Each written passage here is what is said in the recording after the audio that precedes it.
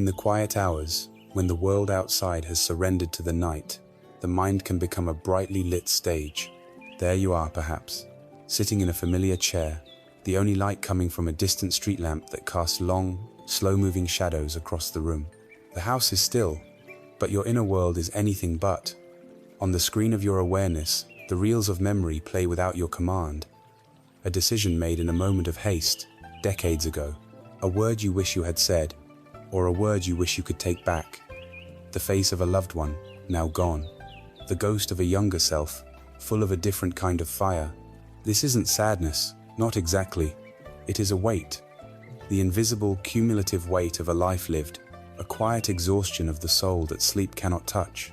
This feeling, this profound sense of being adrift in the currents of your own history, is one of the most intimate struggles of the human heart, felt with a particular poignancy in the later chapters of life. But it is not a struggle you face alone. It is, in many ways, the silent condition of our modern age. We are taught to move forward, to achieve, to accumulate. We build careers, raise families, and fill our homes with the artifacts of a successful life. Yet, in the process, we also accumulate a different kind of baggage. The heavy stones of regret, the sharp thorns of anxiety about a future we cannot control, the persistent ache of comparison in a world that never stops showing us what we lack. We find ourselves trapped, not by physical chains, but by the relentless stories our own minds tell us, narratives of past failures and future fears. We are stuck between a past we cannot change and a future that has not yet arrived, and in doing so, we miss the only place where life truly exists, right here, right now. But there is another way to live. There is a path that does not ask you to run faster, or to acquire more, or to become someone different. It is a path that invites you to simply stop, to turn inward. It is a path of seeing, not of believing, an ancient wisdom, preserved for millennia, that offers not a magical escape, but a radical transformation of your relationship with your own mind. It is the wisdom of Buddhism, presented here not as a religion, but as a practical, compassionate toolkit for the human spirit. It is an invitation to discover for yourself, through your own direct experience, the profound and unshakable peace that arises when you learn how to gently let go of the past and finally find rest in the stillness of the present moment. To begin this journey, we must first have the courage to look honestly at where we stand. We must diagnose the condition of our own heart, not with judgment, but with the gentle, steady gaze of a physician seeking to understand. The feeling we spoke of, that quiet weight in the dead of night, that sense of being unsettled even when life is calm, has a name.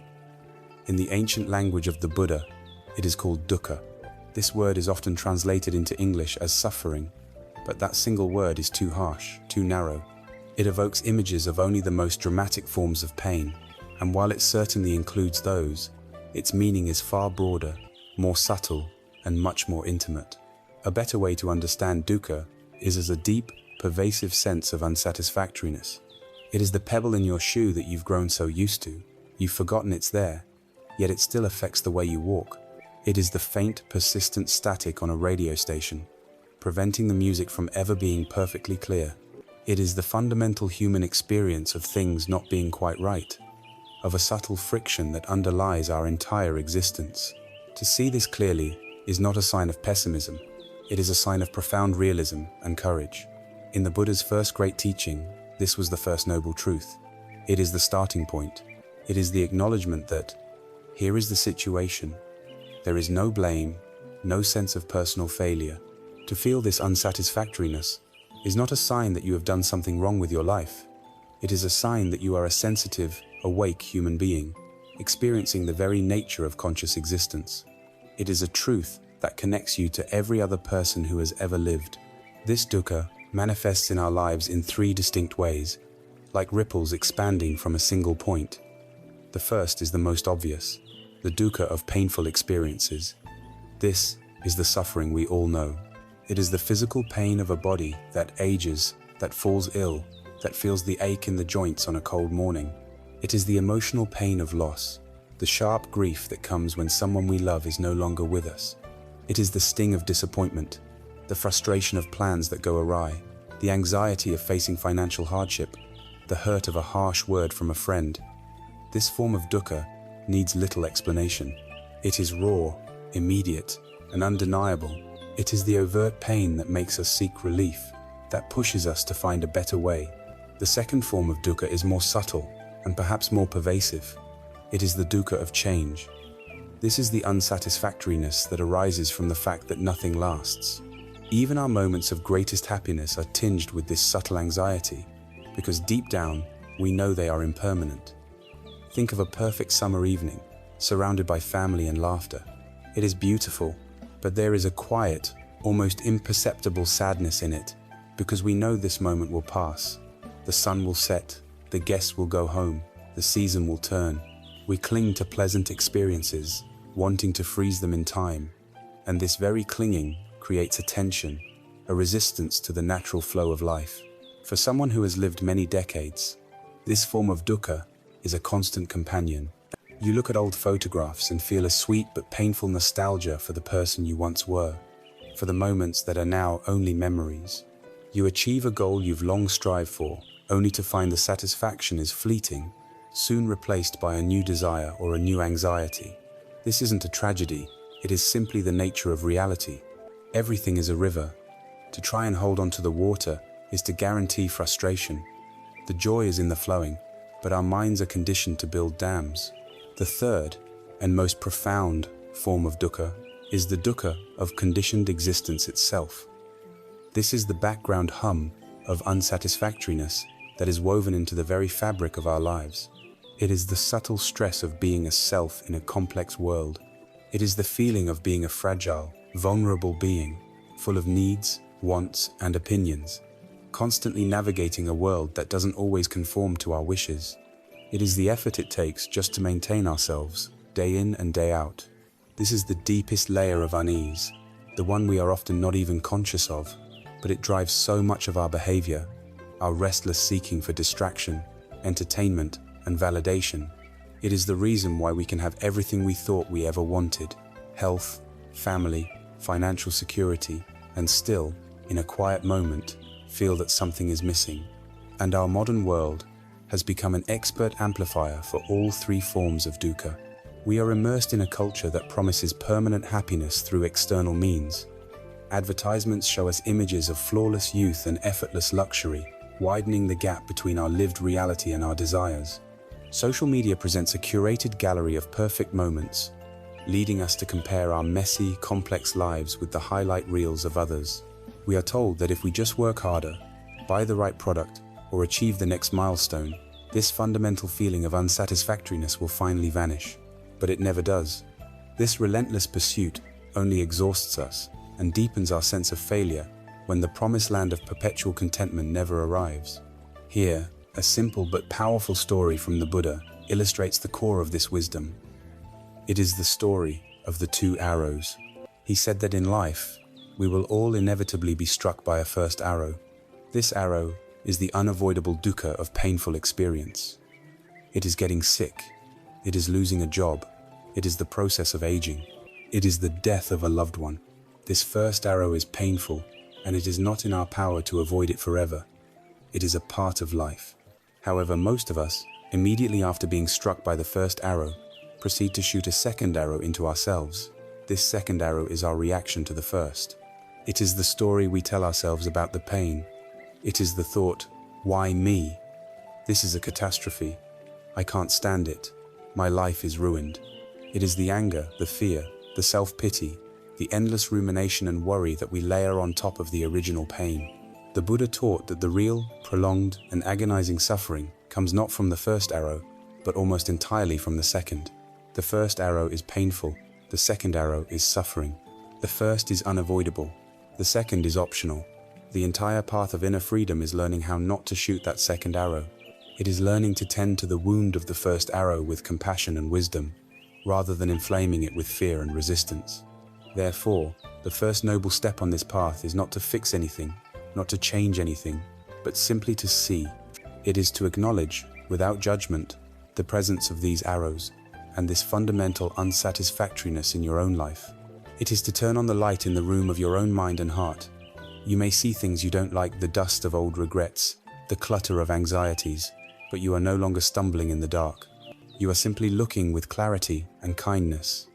You are saying to yourself, "Ah, so this is how it is.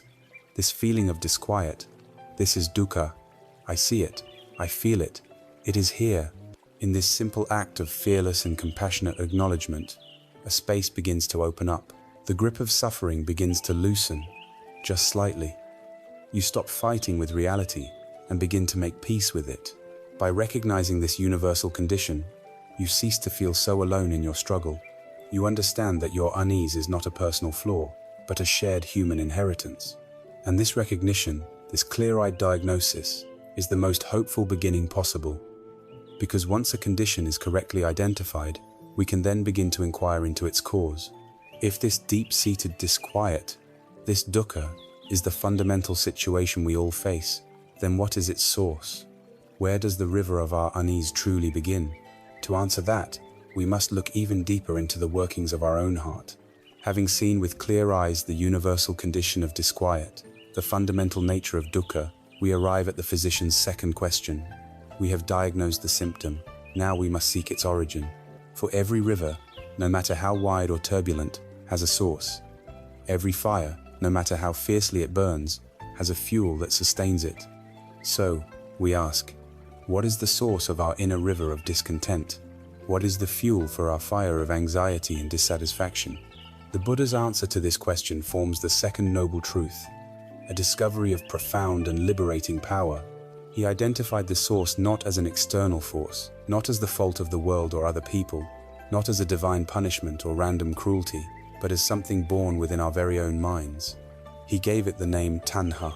Tanha is a Pali word that translates as craving or desire, but its meaning is more visceral, more primal than that.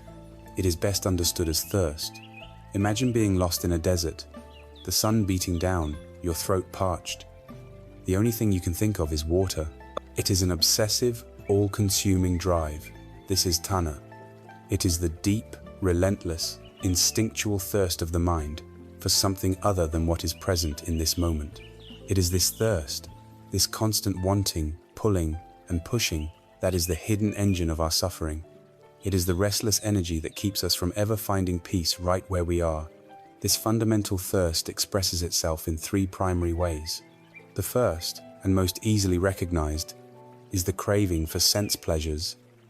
This is the thirst for things that delight our eyes, ears, nose, tongue, and body. It is the craving for a delicious meal, the desire for beautiful music, the longing for a luxurious feeling, the pull toward an attractive image.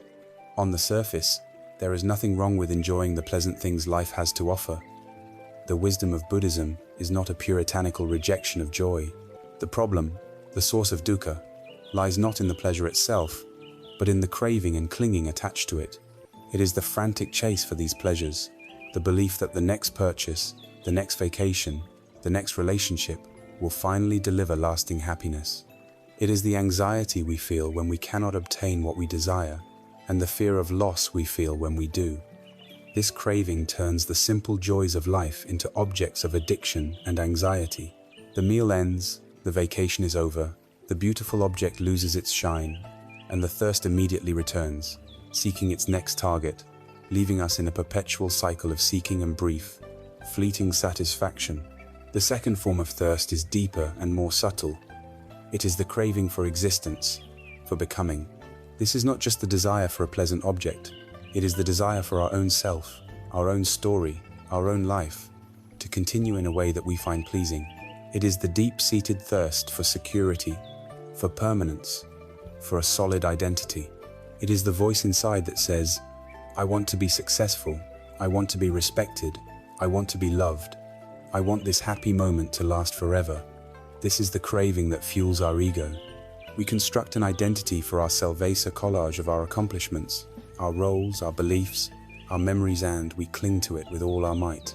For those in the later stages of life, this form of tanha can be particularly potent. It manifests as a clinging to the past, a longing for the strength or appearance of one's youth. It is the pain that arises from comparing the me of today with the me of yesterday. When we cling to a fixed identity as a capable professional, a healthy individual, a central figure in a family, we set ourselves up for suffering, because the unyielding law of life is change. The body ages, roles shift, abilities fade. By clinging to a static image of who we think we are in constant battle with the flowing, dynamic reality of our own existence. We are trying to hold a river in our fists. The third form of thirst is the mirror image of the second. It is the craving for non-existence, for annihilation. This is the intense aversion to, and the desire to destroy, anything that is unpleasant. It is the violent pushing away of pain, discomfort, sadness, criticism, or fear. When a difficult emotion like anxiety arises, the voice of this thirst screams, "I can't stand this. I have to get rid of it." When we are in physical pain, we are consumed with the desire for it to stop. When we are in a difficult situation, we are obsessed with escaping it. This aversion, this pushing away, might seem like the opposite of craving, but it is just another side of the same coin. It is still a form of intense clinging. We are clinging desperately to the idea of a state free from this unpleasantness. This resistance, this internal war against what is, creates immense tension and suffering. We fight with our own feelings. We fight with difficult people. We fight with our circumstances. But fighting with reality is a war we can never win. The difficult feeling, by being resisted, often just digs in deeper, its power amplified by our struggle against it. This thirst, this tanha, naturally leads to its active expression, which is called upadana, or clinging. Tanha is the initial thirst. Upadana is the act of reaching out and tightly gripping, and we don't just cling to material things or sensory pleasures. In fact, our most tenacious clinging is to the intangible. We cling to our views and opinions, as if they were our very identity. We argue, we defend our positions, we feel personally attacked if someone disagrees with us, because we have fused our sense of self with our ideas.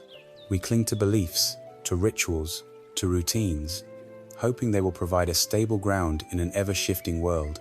Most poignantly, we cling to our memories. A memory is nothing more than a faint neurological echo of a past event, yet we can pick it up, polish it, and carry it like a heavy stone in our pocket for 50 years.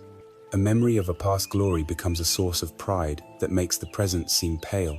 A memory of a past mistake, a deep regret, becomes a whip with which we flog ourselves day after day. We are haunted not by the event itself, which is long gone, but by our own clinging to its ghost. The problem is not the existence of the memory, but the grasping. There is a famous Eastern parable that perfectly illustrates this self-inflicted imprisonment. In it, hunters have a clever way of trapping monkeys. They take a coconut or a gourd, make a hole in it just large enough for a monkey's open hand to fit through, and place some rice or a sweet inside. They then secure the gourd to a tree. A monkey, driven by its desire, will come along, smell the treat, and slip its open hand into the gourd. It will then grasp the rice, making a fist. But now, with its hand clenched into a fist, the opening is too small for it to pull its hand out. The hunter can then approach at his leisure. The monkey sees the hunter coming, screeches in terror, and pulls desperately. But it is trapped. It is a prisoner. Yet, what is trapping it? It is not the gourd, it is not the hunter. The monkey is trapped by its own fist. It is trapped by its own refusal to let go of the rice. Freedom is 1 second away. All it has to do is open its hand, release the prize, and it will be free to scamper up the tree to safety. But its craving, its tanha, its clinging to that small handful of rice, is so powerful that it will lead to its own capture. We are, so very often, just like that monkey. Our minds are the gourd. The handfuls of rice are the things we cling to so fiercely. Our pride, our regrets, our cherished beliefs, our demand that life be a certain way, our fear of letting go. We feel trapped, we struggle, we suffer. But the cage door is open. The trap is of our own making. The problem is not the rice. The problem is the clinging fist. The wisdom of the second noble truth is this: the source of our suffering is not outside of us. It is the thirst and the clinging within our own heart. And this is the most hopeful news in the world. For if the cause of suffering is within us, then the solution must be within us too. The power to open the hand, to release the grip, lies not in the hands of fate or chance, but in our own. This realization brings us to a pivotal point in our journey. If this relentless thirst, this desperate clinging, is truly the source of the river of our discontent, the logical question that follows is both startling and full of hope. Is it truly possible for this thirst to be quenched? Can we be free from this constant, exhausting cycle of wanting and aversion? Is there a state of being, a possibility for the human heart, that is defined not by struggle, but by a profound and lasting peace? We have walked into the heart of our own disquiet, identifying the universal condition of dukkha, the deep and subtle unsatisfactoriness of life. We have looked its cause directly in the face, recognizing it as tanha, the relentless, internal thirst for things to be other than they are. Standing here, with the diagnosis in hand, it is natural to feel a sense of weight. But the next step in this journey is not a step into darkness, but a turn toward a brilliant and unexpected light. It is the third noble truth, the truth of cessation, known as nirodha. It is the most radical, hopeful, and life-altering message the Buddha ever delivered. It is the simple, earth-shattering proclamation that the end of suffering is possible. The question we were left with was whether this thirst could ever truly be quenched, whether the storm of the mind could ever find its calm. The answer is an unequivocal yes. Nirodha means cessation. It is the cessation of the frantic craving and clinging of tanha, and the state that arises when this thirst ceases is known as nirvana. Now, the word nirvana has been draped in mystery and misunderstanding in the Western world. It is often imagined as a kind of heavenly paradise, a blissful realm one enters after death. But this is a profound misinterpretation. The word nirvana literally means to extinguish or to blow out in the way one blows out a candle flame. It is not a place you go to. It is a state of being you uncover, a reality you can touch right here, right now. It is the extinguishing of the fires of greed, hatred, and delusion that cause all our suffering. To understand this, let us use a simple physical analogy. Imagine that for your entire life, you have been unknowingly clenching a large, heavy stone in your hand. From the moment you awoke to the moment you slept, you were gripping this stone. Your muscles are perpetually cramped, your arm aches with a deep chronic pain, and you carry a constant sense of exhaustion. You are so used to the weight and the strain that you have forgotten what it feels like for it not to be there. It has become your normal. Then, one day, someone shows you that you are clenching this stone. You look at your hand, and for the first time you truly see the tension, the white knuckles, the strain, and with that recognition, you make a simple choice. You open your hand. The stone drops to the ground with a thud. In that instant, what do you feel? An immediate, incredible sense of relief, a lightness, a freedom. The ache begins to subside. A warmth returns to your fingers. Now, here is the crucial question. Did you have to create this feeling of lightness? Did you have to build or manufacture the relief? Number, the lightness, the relief, the ease. This was the natural state of your arm all along. It was simply obscured by the act of clinging to the stone. You did not add anything positive. You simply stopped doing the one thing that was causing all the pain. This is a perfect metaphor for the third noble truth. The heavy stone is dukkha, our suffering and unsatisfactoriness. The act of clenching the stone is tanha, our relentless craving and clinging. The moment of opening the hand is nirodha, the cessation of that clinging, and the resulting lightness, relief, and freedom. The natural, unburdened state of the mind is nirvana. Peace, therefore, is not something we must build, chase, or purchase. It is our birthright. It is the fundamental nature of a mind that is not at war with itself. It is the quiet that is already here, buried beneath the noise of our wanting and fearing. The spiritual path is not a process of construction, but a process of subtraction. It is a journey of letting go of the burdens we have been needlessly carrying. What does this state of being, this nirvana experienced in the midst of life, actually feel like? It is not a state of manic, giddy happiness or constant emotional highs. Those are fleeting states, dependent on external conditions, and are themselves a part of the dukkha of change. The peace of nirvana is far more stable, subtle, and profound. It is like the deep, silent, immovable depths of the ocean, which remain undisturbed no matter how violently the storms rage on the surface. The waves of life joy, sorrow, gain, loss, praise, blame still come and go, but they no longer have the power to capsize you. You have found an anchor in a deep, internal stillness. It is a state of incredible clarity, when the waters of the mind are no longer churned by the frantic winds of craving and aversion. the mud settles. For the first time, you can see to the bottom. You see yourself, other people, and the world with a clear, unobscured vision, free from the distortions of your own needs and fears. You see things simply as they are. Most of all, it is a state of profound freedom. This is not the superficial freedom to do whatever you want, which is often just slavery to your impulses. This is a much deeper freedom, the freedom from the tyranny of your own reactive conditioning. You are no longer a puppet pulled by the strings of every passing like and dislike. When someone criticizes you, you don't have to automatically react with anger or defensiveness. When a pleasant experience ends, you don't have to automatically fall into despair. A space opens up between the stimulus of the world and your response. In that space lies your freedom, your peace, your power. You are no longer a reactive machine, but a responsive, conscious being. Let us return to the image of a fire. Your mind, in its ordinary, untrained state, is like a raging bonfire. It is fueled by the logs of craving for what you don't have, aversion to what you do have, and the ignorance that believes this struggle will lead to happiness. This fire is hot, agitated, restless, and always demanding more fuel. It is the source of all our inner heat and distress. The practice of wisdom is the practice of learning to stop throwing logs on the fire. Every time you notice a desire arise and choose not to chase after it, you withhold a piece of fuel. Every time you feel an unpleasant emotion and allow it to be there without fighting it, you withhold a piece of fuel. What happens to a fire when it is no longer fed? It does not need to be attacked or violently put out. It simply, naturally, and gracefully dies down on its own. The roaring flames recede into glowing embers, and the embers slowly fade. What is left is not a dark, empty void. What is left is a profound and wonderful coolness, a quietness, a release from the scorching heat. This coolness is nirvana. It is the natural peace that reveals itself when the fires of clinging are allowed to burn out.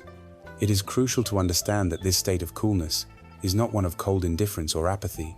This is a common fear, that to let go of desire is to let go of passion, love, and the richness of life. In fact, the absolute opposite is true.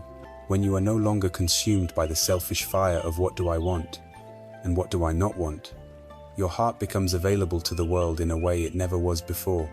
Your capacity for love and compassion expands enormously because it is no longer conditional. You can love without needing to possess. You can feel joy for others' happiness without a trace of envy. You can feel compassion for others' suffering without being overwhelmed by it. Because your own center is stable and at peace, you are finally able to truly show up for the world, precisely because you are no longer obsessed with what you can get from it. This possibility of peace is not a distant dream for a future lifetime. You have already tasted it. Think of a moment when you were so completely absorbed in an activity that your sense of I disappeared. Perhaps it was watching a glorious sunset, listening to a piece of music that moved you to tears, working in a garden, or holding a newborn child. In those moments of pure, selfless presence, where was your anxiety? Where was your regret? Where was the restless wanting? It was gone. In that moment, there was no dukkha. That was a taste of nirvana. The path is simply about learning how to cultivate the conditions for that state to arise more intentionally and to abide in it more consistently. The third noble truth, then, is the great pivot. It is the promise that transforms this entire teaching from a grim diagnosis into a practical and profoundly optimistic path to liberation. It assures us that there is a way out of the labyrinth. It affirms that the storm can end, the fire can be cooled, and the heavy stone can be laid down. It tells us that a state of unshakable peace and freedom is not a myth, but is the inherent potential of the human heart. And so, we arrive at the threshold of the path itself. We have seen the condition of disquiet. We understand its cause in our clinging mind, and now we have been given the ultimate hope of its cure. The final, practical question naturally arises. What is the prescription? What are the actual concrete steps we must take to walk this path from the shores of suffering to the far side of peace? How do we journey from the fire of dysthymia to the coolness of nirvana? We have arrived at a place of profound hope. We have seen that the suffering and disquiet of our lives, dukkha, is not a permanent sentence. We have understood that its cause, the clinging thirst of tanha, is born within our own minds. And we have been shown the startling possibility of nirodha, the cessation of this thirst and the resulting peace of nirvana. This is the complete diagnosis of the human condition. Now, we are given the prescription. We are handed the map. This is the fourth and final noble truth, the truth of the path itself. It is called the Noble Eightfold Path, and it is the practical, step-by-step blueprint for walking out of the wilderness of our own confusion and into the clear, open landscape of freedom. This is not a set of rigid commandments to be blindly obeyed. It is not a linear sequence where you must perfect one step before moving to the next. Rather, imagine it as a path with 8 lanes, all leading in the same direction, all needing to be traveled simultaneously. Or think of it as the interwoven strands of a strong rope that can pull us from the turbulent waters of suffering onto the safe shore of peace. The Buddha presented this as the middle way, a path that wisely avoids the extremes. It avoids the extreme of seeking happiness through mindless indulgence in sensual pleasures, which only leads to more craving and dissatisfaction. And it avoids the extreme of severe self-punishment and asceticism, which exhausts the body and mind, making wisdom impossible. It is a path of balance, of sanity, of living intelligently and compassionately in the world as it is. These 8 factors are traditionally grouped into 3 essential trainings, like 3 legs that form the stable foundation of a stool. They are ethical conduct, or sila, mental discipline, or samadhi, and wisdom, or panya. Each training supports and deepens the others in a beautiful, upward spiral of clarity and peace. Let us begin with the foundation of sila, or ethical conduct. This is the training in how we engage with the world through our actions and words. It is about creating a life of harmlessness and integrity, which in turn creates the calm, untroubled mind necessary for deeper contemplation. The first factor here is right speech. This is far more than simply not telling lies. Right speech is a commitment to using our words to create peace and understanding, not conflict and pain. It means abstaining from 4 kinds of harmful speech: falsehoods that deceive others, slanderous speech that turns one person against another, harsh speech like insults, yelling, or cruel criticism that wounds the heart, and finally, idle chatter, the pointless gossip and speculation that wastes our time and clutters our mind. Instead, we cultivate speech that is true, gentle, helpful, and spoken at the right time. To practice right speech is to recognize the immense power of our words to either shoot more arrows of suffering into the world or to offer a healing balm. A life of truthful and kind communication is a life free from the guilt and regret that so often haunt our quiet moments. The next factor is right action. This is the practice of living in a way that respects the lives and well-being of all. At its core, it is about abstaining from actions that cause harm, abstaining from taking life, from killing any living creature, abstaining from taking what is not freely given, or stealing, and abstaining from sexual misconduct, which causes emotional harm to oneself and others. These are not just prohibitions, they are invitations to cultivate the opposite qualities: a reverence for life, a spirit of generosity, and a commitment to respectful, loving relationships. By living a life of harmlessness, we cease to create the external dramas and internal conflicts that agitate our minds. We can rest with a clear conscience, and a clear conscience is the softest pillow. The third aspect of ethical conduct is right livelihood. This brings the practice directly into the heart of our modern lives, into the 9-to-5 reality where we spend so much of our time. It means earning a living in a way that does not cause harm or increase the suffering in the world. This asks us to look honestly at our profession. Are we engaged in work that involves deception, exploitation, or violence? Does our livelihood depend on the trading of weapons, human beings, intoxicants, or poisons? To practice right livelihood is to find a way to align our work with our deepest values, to contribute positively to society, and to feel a sense of integrity in how we sustain ourselves. This alone can remove a tremendous source of underlying dukkha from our lives. With the foundation of sila established, creating a life of external peace, we turn to the second training, samadhi, or mental discipline. This is the work of taming the wild, untrained mind. The first factor here is right effort. This is the conscious and gentle perseverance required to be the gardener of our own mind. It is not a forceful, aggressive effort, but a skillful, steady application of energy. It has 4 aspects. The effort to prevent unwholesome, negative states of mind, like anger, jealousy, or greed, from arising. The effort to abandon these states if they have already arisen. The effort to cultivate new wholesome, positive states of mind, like kindness, patience, and generosity. And the effort to maintain and nurture these positive states that are already present. It is the simple moment-to-moment work of encouraging the beautiful flowers in our mental garden and gently weeding out the thorns. Next comes the very heart of the entire path, right mindfulness. This is the practice of maintaining a bare, non-judgmental awareness of what is happening in the present moment. It is the skill of observing our own body, our feelings, our thoughts, and the world around us as they unfold, without getting lost in them. When we are mindful, we are fully present. We are not lost in rehashing the past or worrying about the future.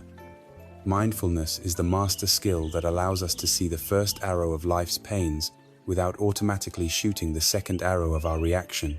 It creates that crucial space between stimulus and response, a space where we can choose wisdom over reactivity.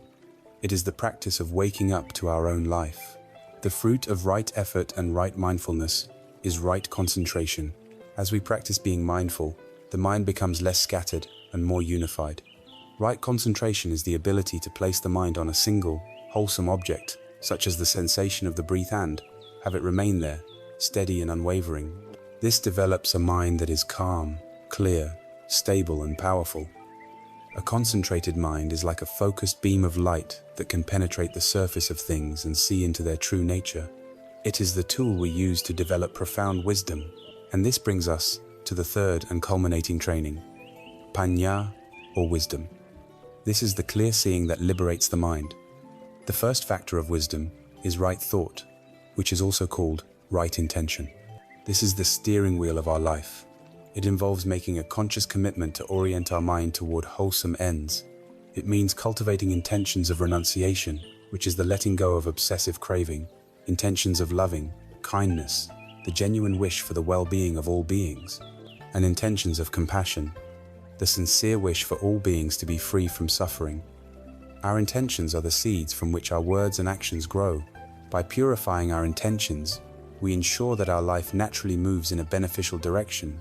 Finally, we arrive at the first factor of the path, which is also its ultimate fruit, right understanding or right view. The path begins with a preliminary, conceptual understanding of the truths we have been exploring: the nature of dukkha, its cause in tanha, its possible cessation, and the path that leads to that cessation. This is the map, but as we walk the path, as we live ethically, as we train our minds through mindfulness and concentration, this conceptual understanding blossoms into a direct, experiential wisdom. It is the profound, personal realization of the fundamental nature of reality. It is seeing for ourselves the truth of impermanence, the truth of unsatisfactoriness, and the selfless, interconnected nature of all things. This direct seeing is what cuts the roots of ignorance and suffering once and for all. These 8 factors work together, each supporting the others. A life of ethical conduct provides the peace needed for concentration. A concentrated mind becomes the perfect instrument for developing wisdom, and profound wisdom naturally gives rise to flawless ethical conduct and an unshakable mind. It is a complete and holistic system for human flourishing. This is the blueprint for a balanced life, the way to transform ourselves from being a victim of our circumstances to being the calm, wise, and compassionate architects of our own liberation. To truly begin this walk, to take the first step on this 8-lane path to peace, we must start with the foundation of wisdom.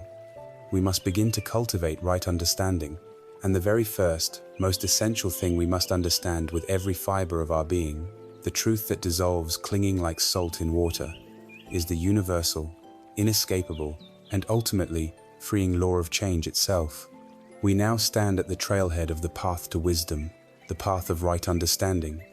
To walk it is to begin to see the world not as we wish it were, but as it truly is. And the first, most fundamental feature of reality that we must learn to see with unwavering clarity is its profound and universal nature of change. In the language of the Buddha, this is anicca, or impermanence. This is not a complex philosophical doctrine. It is the most obvious, yet most overlooked truth of our existence. To grasp it, not just with the intellect, but with the heart, is to hold the master key that unlocks the door to freedom.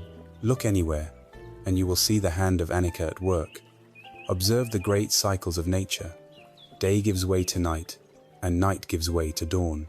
Spring's tender green surrenders to the full heat of summer, which mellows into the golds of autumn, and finally rests in the stark silence of winter. Great mountains, which seem to be the very definition of permanence, are slowly but surely being worn down by wind and rain. The coastlines of continents are endlessly reshaped by the patient ocean. Cities rise, flourish for centuries, and crumble into ruins that are swallowed by the jungle. Nothing is exempt. The entire universe is not a static object, but a dynamic, unfolding process. It is a single, immense river of change, and we are not standing on the bank watching it. We are in it. This truth becomes far more personal and urgent when we turn our gaze inward. Observe your own mind for just a few moments. A feeling of contentment arises, perhaps from a warm cup of tea. It feels pleasant, and you wish it would last. But it fades. It is replaced by a thought, a memory of a conversation from yesterday. That too dissolves, and a flicker of anxiety about an upcoming appointment appears. Then comes a moment of boredom, followed by the sound of a bird outside your window, which brings a brief, unexpected smile. Your inner world is a relentless cascade of changing phenomena. Thoughts, feelings, moods, and sensations arise, stay for a short while, and then pass away, like clouds drifting across the vast sky of your awareness. The sky itself remains, but the clouds are in constant motion. Our fundamental error, the one that causes so much of our inner turmoil, is that we try to grab onto the fluffy, white clouds of happiness and pleasure, desperately trying to hold them in place, and we frantically try to push away the dark, stormy clouds of sadness and fear, resisting their presence. We are in a constant struggle with the weather of our own minds, when the wisdom of Anika teaches us that the very nature of clouds is to pass. By trying to control them, we only create suffering for ourselves. Nowhere is the teaching of impermanence more intimate and more challenging than in the reality of our own bodies. From the moment of our conception, this body has been in a state of ceaseless flux. It grew from a single cell into the form it has today. The food you ate yesterday is becoming you today. Billions of your cells are dying and being replaced at this very moment. The face that looks back at you from the mirror is not the same face that was there 10 years ago or even 10 minutes ago. It is a process, a verb, not a noun. Our culture, obsessed with youth, teaches us to view aging as a failure, a tragedy to be denied and resisted with every cream, supplement, and procedure available. But from the perspective of wisdom, the aging process is one of life's most profound and generous teachers. The lines on our face are a map of our lived experience. The graying of our hair is a testament to the seasons we have weathered. The slowing of our step is an invitation to pay closer attention to the world around us. To contemplate the impermanence of the body is not meant to be a morbid or depressing exercise. It is the opposite. It is an act of supreme appreciation. It is because of Anika that we can be shocked into wakefulness. Because this body is not permanent, because our health and vitality are fleeting, we learn not to take this precious life for granted. It encourages us to live fully now, to love generously now, to forgive now. Why postpone what truly matters when the only time we ever have is this present, changing moment? It instills a sense of precious urgency, a desire to use our limited time wisely and kindly. And here lies the great gift hidden within this seemingly harsh truth. If pleasant experiences are impermanent, then so are painful ones. Anika is a profound source of hope. In the depths of grief, when it feels as though the sorrow will crush us forever, the wisdom of Anika whispers, "This too shall pass." In the grip of intense anxiety, when the mind is racing and the body is tense, this truth is a balm, reminding us that no emotional storm lasts forever. The clouds will part. When we are faced with a difficult, seemingly insurmountable situation, remembering that all conditions are subject to change gives us the strength to endure. It breaks the illusion of permanence that our fear creates. The most painful loss will soften. The most difficult relationship will evolve. The most challenging period of our life will end. Nothing is fixed. Everything is workable. This is the great promise of impermanence. There is a beautiful story that illustrates this journey from personal grief to universal wisdom. A young woman named Kisa Gotami lived in the time of the Buddha. Her first and only child fell ill and died. Overwhelmed by a grief so powerful it bordered on madness, she refused to accept his death. She picked up his small body and wandered from house to house, begging everyone she met for a medicine that could bring him back. Some people mocked her, others turned away in pity, but no one could help. Finally, a wise man, seeing her desperation, advised her to go and see the Buddha. She ran to him, laid her son at his feet, and pleaded for a cure. The Buddha looked at her with immense compassion. He did not dismiss her. He said, "There is only one thing I need to make the medicine that will cure your son. Go back into the village and bring me a single mustard seed from a house where no one no child, no spouse, no parent, no servantas ever died." Kisa Gotami was overjoyed. A mustard seed was so easy to find. She went to the first house and asked. The woman there said, "Of course I can give you a mustard seed, but a few years ago, my husband died." So Kisa Gotami went to the next house, and the next, and the next. At every single door, the story was the same. Everyone was willing to help, but everyone had known loss. "The living are few," one person told her, "but the dead are many. Do not remind us of our deepest grief." As evening fell, she sat by the side of the road, exhausted and empty-handed. She watched the flickering oil lamps of the village being lit, one by one. They shone brightly for a time, and then, one by one, they were extinguished. In that moment of profound quiet, she understood. The fate of her son was not a unique tragedy. It was the law of all life. Just like the flickering lamps, all beings arise, exist for a time, and then pass away. Her personal, agonizing sorrow dissolved into a vast, compassionate understanding of the shared human condition. She had gone seeking a cure for her son's death, and instead, she found a cure for her own suffering. She had realized the truth of anicca. This, then, is the first step in cultivating right understanding. It is to learn to see the ever-flowing river of change in all things, both outside of us and within us. When we resist this flow, we create friction, tension, and suffering. We are like a swimmer trying to fight a powerful current. When we learn to relax into this flow, to accept it and move with it, we find a new kind of grace and freedom. We learn to hold our joys lightly, appreciating them fully while they last, without clinging in desperation. And we learn to meet our sorrows with patience and courage, knowing that they too are just passing weather. The past is gone, a trail of ripples behind us. The future is unknown, a river yet to flow. The only place we can ever truly live is in the vibrant, dynamic, ever-changing now. And this profound realization leads us to a question that is even more fundamental. If everything we experience is in a state of constant flux of body, our feelings, our thoughts, then what is this I that is supposedly experiencing it all? What is this self that we cling to so fiercely, this entity that we work so hard to protect and promote? If the river is always changing, is the self who stands within it as solid and unchanging as we believe? We have stood on the bank of the great river of impermanence, anicca, and have witnessed how everything we know, both in the world around us and within our own skin, is in a state of constant, unrelenting flow. This realization, while profound, naturally leads to an even deeper and more unsettling question. If everything is changing, if the body, feelings, and thoughts are just transient waves on the surface of this river, then who, or what, is the I that is experiencing all of this? We live our entire lives with the unquestioned assumption that deep within us, at the very core of our being, there resides a self, a stable, continuous, independent entity, the thinker of our thoughts, the feeler of our feelings, the captain of our ship. This belief in a solid, separate self is the very bedrock of our identity. And yet, the Buddha's most radical, challenging, and ultimately liberating teaching is a direct investigation into this assumption. This teaching is called anatta, often translated as no self. Before we proceed, it is crucial to state what anatta is not. It is not a nihilistic declaration that you do not exist, or that nothing matters. That is a complete misunderstanding. Anatta is not a denial of your existence, but a radical redescription of it. It suggests that, while there is an experience of life happening, there is no permanent, unchanging, independent self or soul to be found at the center of it.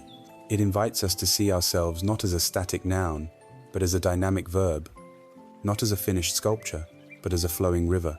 To embark on this investigation is like peeling an onion, layer by layer, searching for the core, only to find in the end that the onion was nothing but its layers. To make this practical, the Buddha suggested we deconstruct our experience into its component parts. He taught that what we conventionally call a person or a self is simply a temporary combination of 5 distinct, ever-changing processes. These are known as the 5 aggregates, or the 5 skandhas. By examining each of these aggregates honestly, we can see for ourselves if any of them qualify as a permanent, independent self. The first aggregate is form, or rupa. This is the physical aspect of our being, our body. It includes our flesh, blood, bones, and breath. It is everything we can see and touch. Now we ask the question, is this body a permanent, stable self? As we saw when we looked at impermanence, the answer is a clear no. This body came into being at a certain point in time. It has been changing every single day since, and it will one day dissolve. It is made of borrowed elements from the earth, the food, water, and air we consume that are constantly being replaced. Furthermore, we do not have ultimate control over it. We cannot command it not to age, not to get sick, not to feel pain. If it were truly us, we would be its absolute master. Since it is transient and largely beyond our control, the body cannot be the self we are looking for. It is more like a house we inhabit for a time, or a vehicle we are given for this journey. The second aggregate is feeling, or vedana. This refers to the raw sensations that arise whenever our sense organs make contact with the world. These feelings are categorized into 3 simple types: pleasant, unpleasant, and neutral. It is the pleasant feeling of the sun on your skin, the unpleasant feeling of a sudden headache, the neutral feeling of your feet on the floor. These feelings are arising and passing away in every single moment. They are like bubbles on the surface of water, appearing and instantly vanishing. Are they you?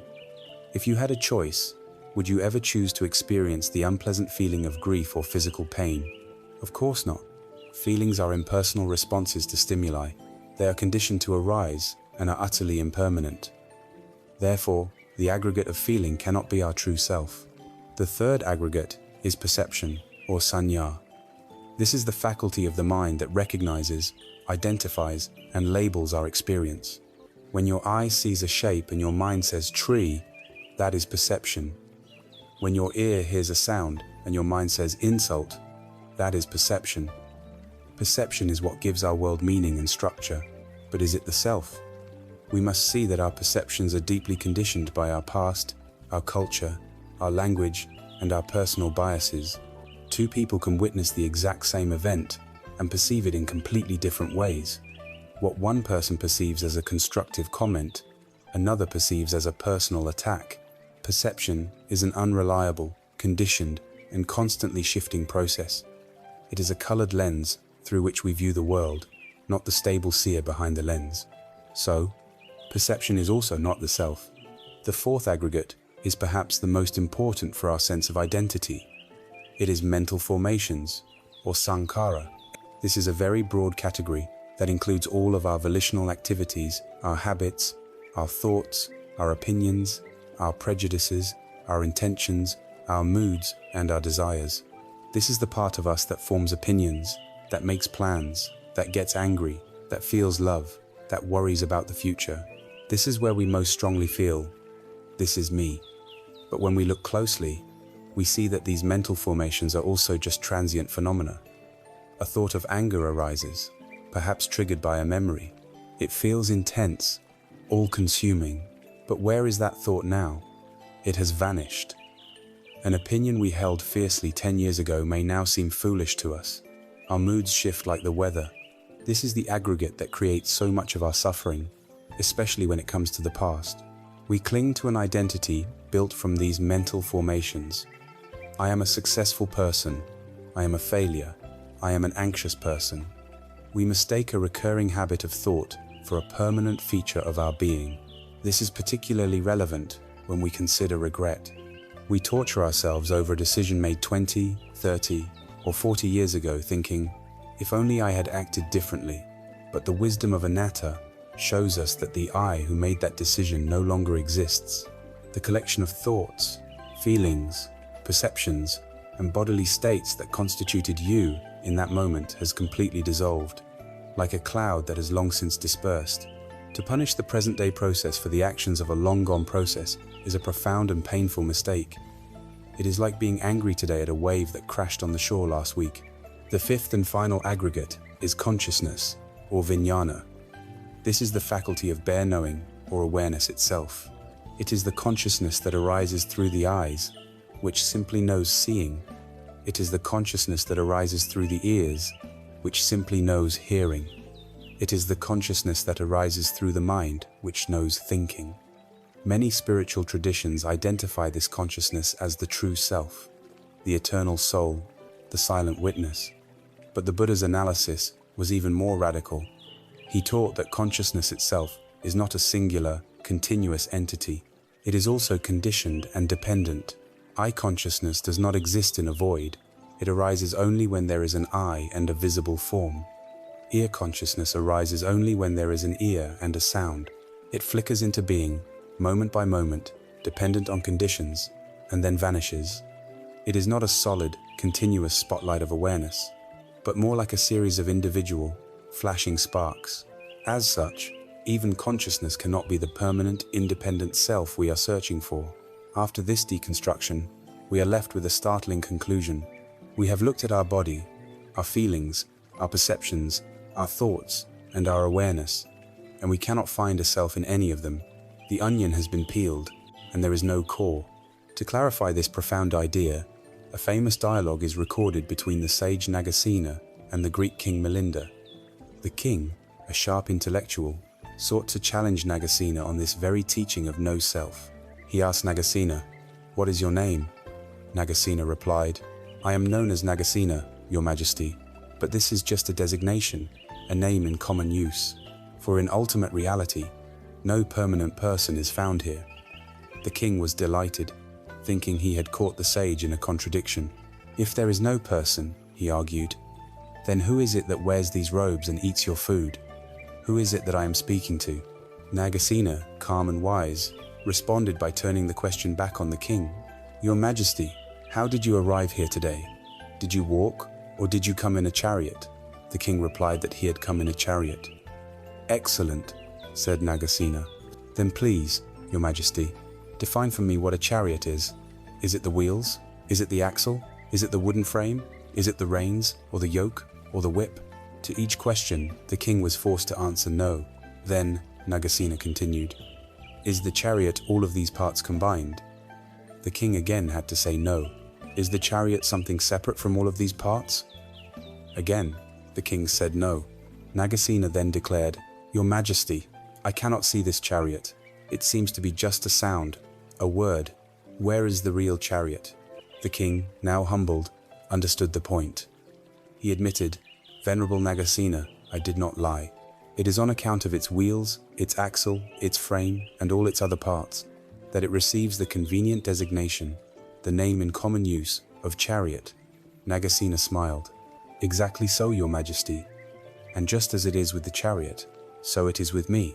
It is on account of the body, the feelings, the perceptions, the mental formations, and the consciousness that I receive the convenient designation, the name in common use, of Nagasena." This parable brilliantly illustrates the point. The self is a convention, a useful label for a functioning combination of processes. But when we search for an actual, findable self-essence within this process, it cannot be found. This can be a frightening idea at first. If there is no self, does that mean I am just a machine? Does it mean nothing matters? This fear is understandable, but it is based on a misunderstanding. Anatta does not lead to nihilism. It leads to a more profound sense of connection and responsibility. You are not a static thing, but you are a dynamic process. A fire is not a thing, it is a process of combustion, but it still gives off heat and light. You are a process of cause and effect, and your intentions and actions, karma, matter immensely, as they shape the future direction of this flowing process. In fact, seeing through the illusion of a separate self is the key to boundless compassion. As long as we believe in a solid me, there will always be a solid you, an other. This creates a sense of separation, which is the root of fear, conflict, and loneliness. When we see ourselves and others as interconnected processes, driven by causes and conditions we did not choose, it becomes much harder to hold on to anger, blame, and hatred. We see the suffering of another, not as a flaw in them, but as the unfolding of an impersonal process, and our hearts naturally open in compassion. There is a simple Zen story that captures the liberation found in this insight. A man is rowing his small boat across a lake on a very misty morning. Suddenly, another boat appears out of the fog and rams into the side of his. The man is furious. He stands up and begins to shout insults at the person in the other boat, who he assumes must be a careless fool. But as he shouts, the mist begins to clear, and he sees that the boat that hit him is empty. It had simply come loose from its moorings and drifted into him. In that instant, his anger completely vanishes. How can you be angry at an empty boat? This is the practice of anatta. It is learning to see that all the boats are empty. The person who insults you, the person who disappoints you, the person you are so desperately trying to defend and aggrandize your own self. When you look closely with the eye of wisdom, you see that there is no one home. There is only a collection of impersonal, conditioned, and ever-changing processes. There is no fixed target for your anger, your pride, or your fear. When you truly see the empty boat, a profound peace becomes possible. You are no longer the beleaguered captain of a tiny, vulnerable ship. You are the vast, open, and interconnected water of the lake itself. This understanding is not a denial of our humanity. It is the fullest affirmation of it. It releases us from the cramped, lonely prison of the ego and allows us to participate in the vast, beautiful, and mysterious dance of life without the constant burden of having to be somebody. We can finally relax. We can finally let go of the exhausting project of defending and promoting a fictional self. We are not a noun, we are a verb. We are not a statue, we are a dance. And so, this deep inquiry leaves us in a place of wonder. If there is no solid self, but only this flowing process of body and mind, this dance of aggregates, then what is the nature of the space in which this dance occurs? What is this awareness that is able to know all of this? What is the quality of the sky through which all the clouds of our experience pass? To answer this, we must turn our attention to the nature of the mind itself. We have journeyed through the profound and challenging landscapes of impermanence and no-self. We have taken apart the machine of our own experience, piece by piece, and have found no permanent, independent driver at the controls. This process of deconstruction, while essential for uprooting the deepest causes of our suffering, can leave us feeling disoriented, as if the very ground beneath our feet has been removed. But the path of wisdom does not end in a void. Having seen what we are not, we are now ready to discover what we are. The deconstruction now gives way to a revelation. Beneath the ceaseless chatter of our thoughts, beneath the turbulent waves of our emotions, lies the fundamental nature of the mind itself, a nature that the Buddha described as luminous, intrinsically pure, and radiant. This is a truth of immense hope and beauty. It suggests that peace is not a distant goal to be achieved, but a present reality to be uncovered. Imagine the sky. It is vast, open, boundless, and ever-present. Within this sky, all kinds of weather phenomena arise. There are gentle white clouds, brilliant sunrises, dark and violent thunderstorms, and soft mists. The weather is constantly changing, never the same from one moment to the next. Now, consider the relationship between the sky and the weather. Does a dark storm cloud stain the sky? Does a bolt of lightning scar it? Number. The sky remains untouched, unstained, and unchanged by even the most dramatic weather that passes through it. The sky simply provides the vast, accommodating space in which all weather can happen. This is a perfect metaphor for the nature of your own mind. The vast open sky is the mind's essential nature, pure, clear, and knowing awareness. The ever-changing weather is the content of your mind, your thoughts, your memories, your emotions, your sensations. Our greatest mistake, the primary source of our moment-to-moment suffering, is that we forget we are the sky and believe we are the weather. When a dark cloud of sadness appears, we say, "I am sad." We collapse our entire being into that single passing emotional state. When a stormy thought of anger rages, we say, "I am angry," and we become the storm, buffeted by our own winds. We mistake a transient phenomenon for our true identity. The wisdom of this teaching is to gently remind us, you are not the cloud, you are not the storm, you are the sky that holds it all with limitless, compassionate space. The thoughts and feelings are not your essence. They are simply visitors passing through the vast house of your awareness. In the original teachings, this concept is called the luminous mind. It is said that the mind, in its natural state, is pabasara, meaning radiant or intrinsically bright. It is like a perfect mirror whose nature is simply to reflect. It reflects joy, it reflects sorrow, it reflects beauty, it reflects ugliness. But the mirror itself is never stained or altered by the reflections that dance across its surface. The problem is that for most of us, for most of our lives, this mirror is covered in layers of dust and grime. These are what the Buddha called the adventitious defilements, the dust of craving, the mud of aversion, the fog of ignorance. The spiritual path, then, is not about trying to create a new, shiny mirror. It is simply the patient, gentle, and persistent work of cleaning the mirror that is already, and has always been, perfectly pure beneath the dirt. A beautiful and practical analogy for this process is that of muddy water. Imagine you are holding a glass filled with water and a large amount of fine mud. Someone has shaken the glass vigorously, and now the water is completely opaque, brown and murky. You cannot see through it at all. This is the mind in its usual, agitated state, churned by worries, plans, desires, and fears. The clarity of the water is completely obscured by the turmoil of the mud. Now, what is the most effective way to make the water clear? If you try to reach in and pull out the particles of mud one by one, you will only stir it up more. If you try to violently shake the mud to the bottom, you will only create more chaos. The attempt to fight with the mud, to force it into submission, is utterly counterproductive. This is like our usual strategy for dealing with our own minds. We try to fight our thoughts, to suppress our feelings, to force ourselves to be calm, and in doing so, we only create more internal conflict and agitation. The wisdom of the masters suggests a radically different approach. To clear the water, you do almost nothing. You simply place the glass on a stable, level surface, and you let it be.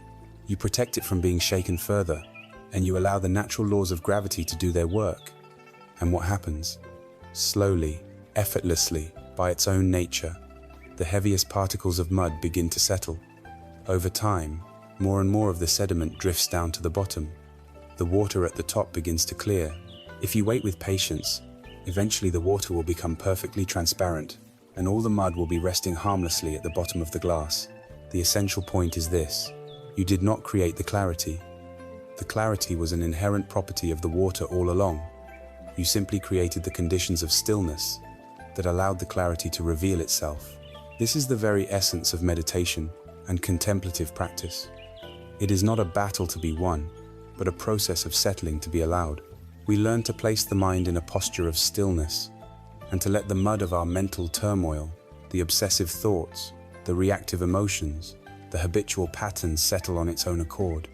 And as it settles, we begin to experience, perhaps for the first time, the natural clarity, peace, and luminosity of the mind that was always there, waiting patiently beneath the surface of the noise. This realization has profound and immediate implications for our daily life. It gives us the power to disidentify from our own negative states. For instance, when a wave of anxiety washes over you, the old, conditioned habit is to fuse with it completely. The thought, "I am anxious," takes over, and your entire world shrinks to the size of that feeling. But with this new understanding, you can learn to apply a different kind of inner language. You can learn to notice the feeling and say to yourself, "Ah, I am aware of the feeling of anxiety arising within me," or even more simply, "Anxiety is present." This may seem like a small change in semantics, but its effect is revolutionary. In that moment, you have shifted your identity. You are no longer the wave of anxiety. You have become the ocean that is aware of the wave. You are no longer the storm cloud. You have remembered that you are the sky. This creates a space of freedom. In this space, you can begin to relate to your own emotions with curiosity and even kindness, rather than with fear and resistance. You can ask the anxiety, "What are you trying to tell me? What do you feel like in my body?" You can bring a sense of gentle care to the part of you that is frightened, just as you would comfort a scared child. You are no longer a victim of your emotions, but a wise and compassionate witness to them. You learn that you can be the container for even the most difficult feelings without being destroyed by them.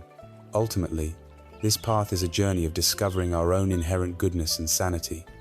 Many of us carry a deep-seated belief that we are somehow fundamentally flawed, broken, or not good enough. This teaching turns that belief on its head. It tells us that our basic nature is like pure gold.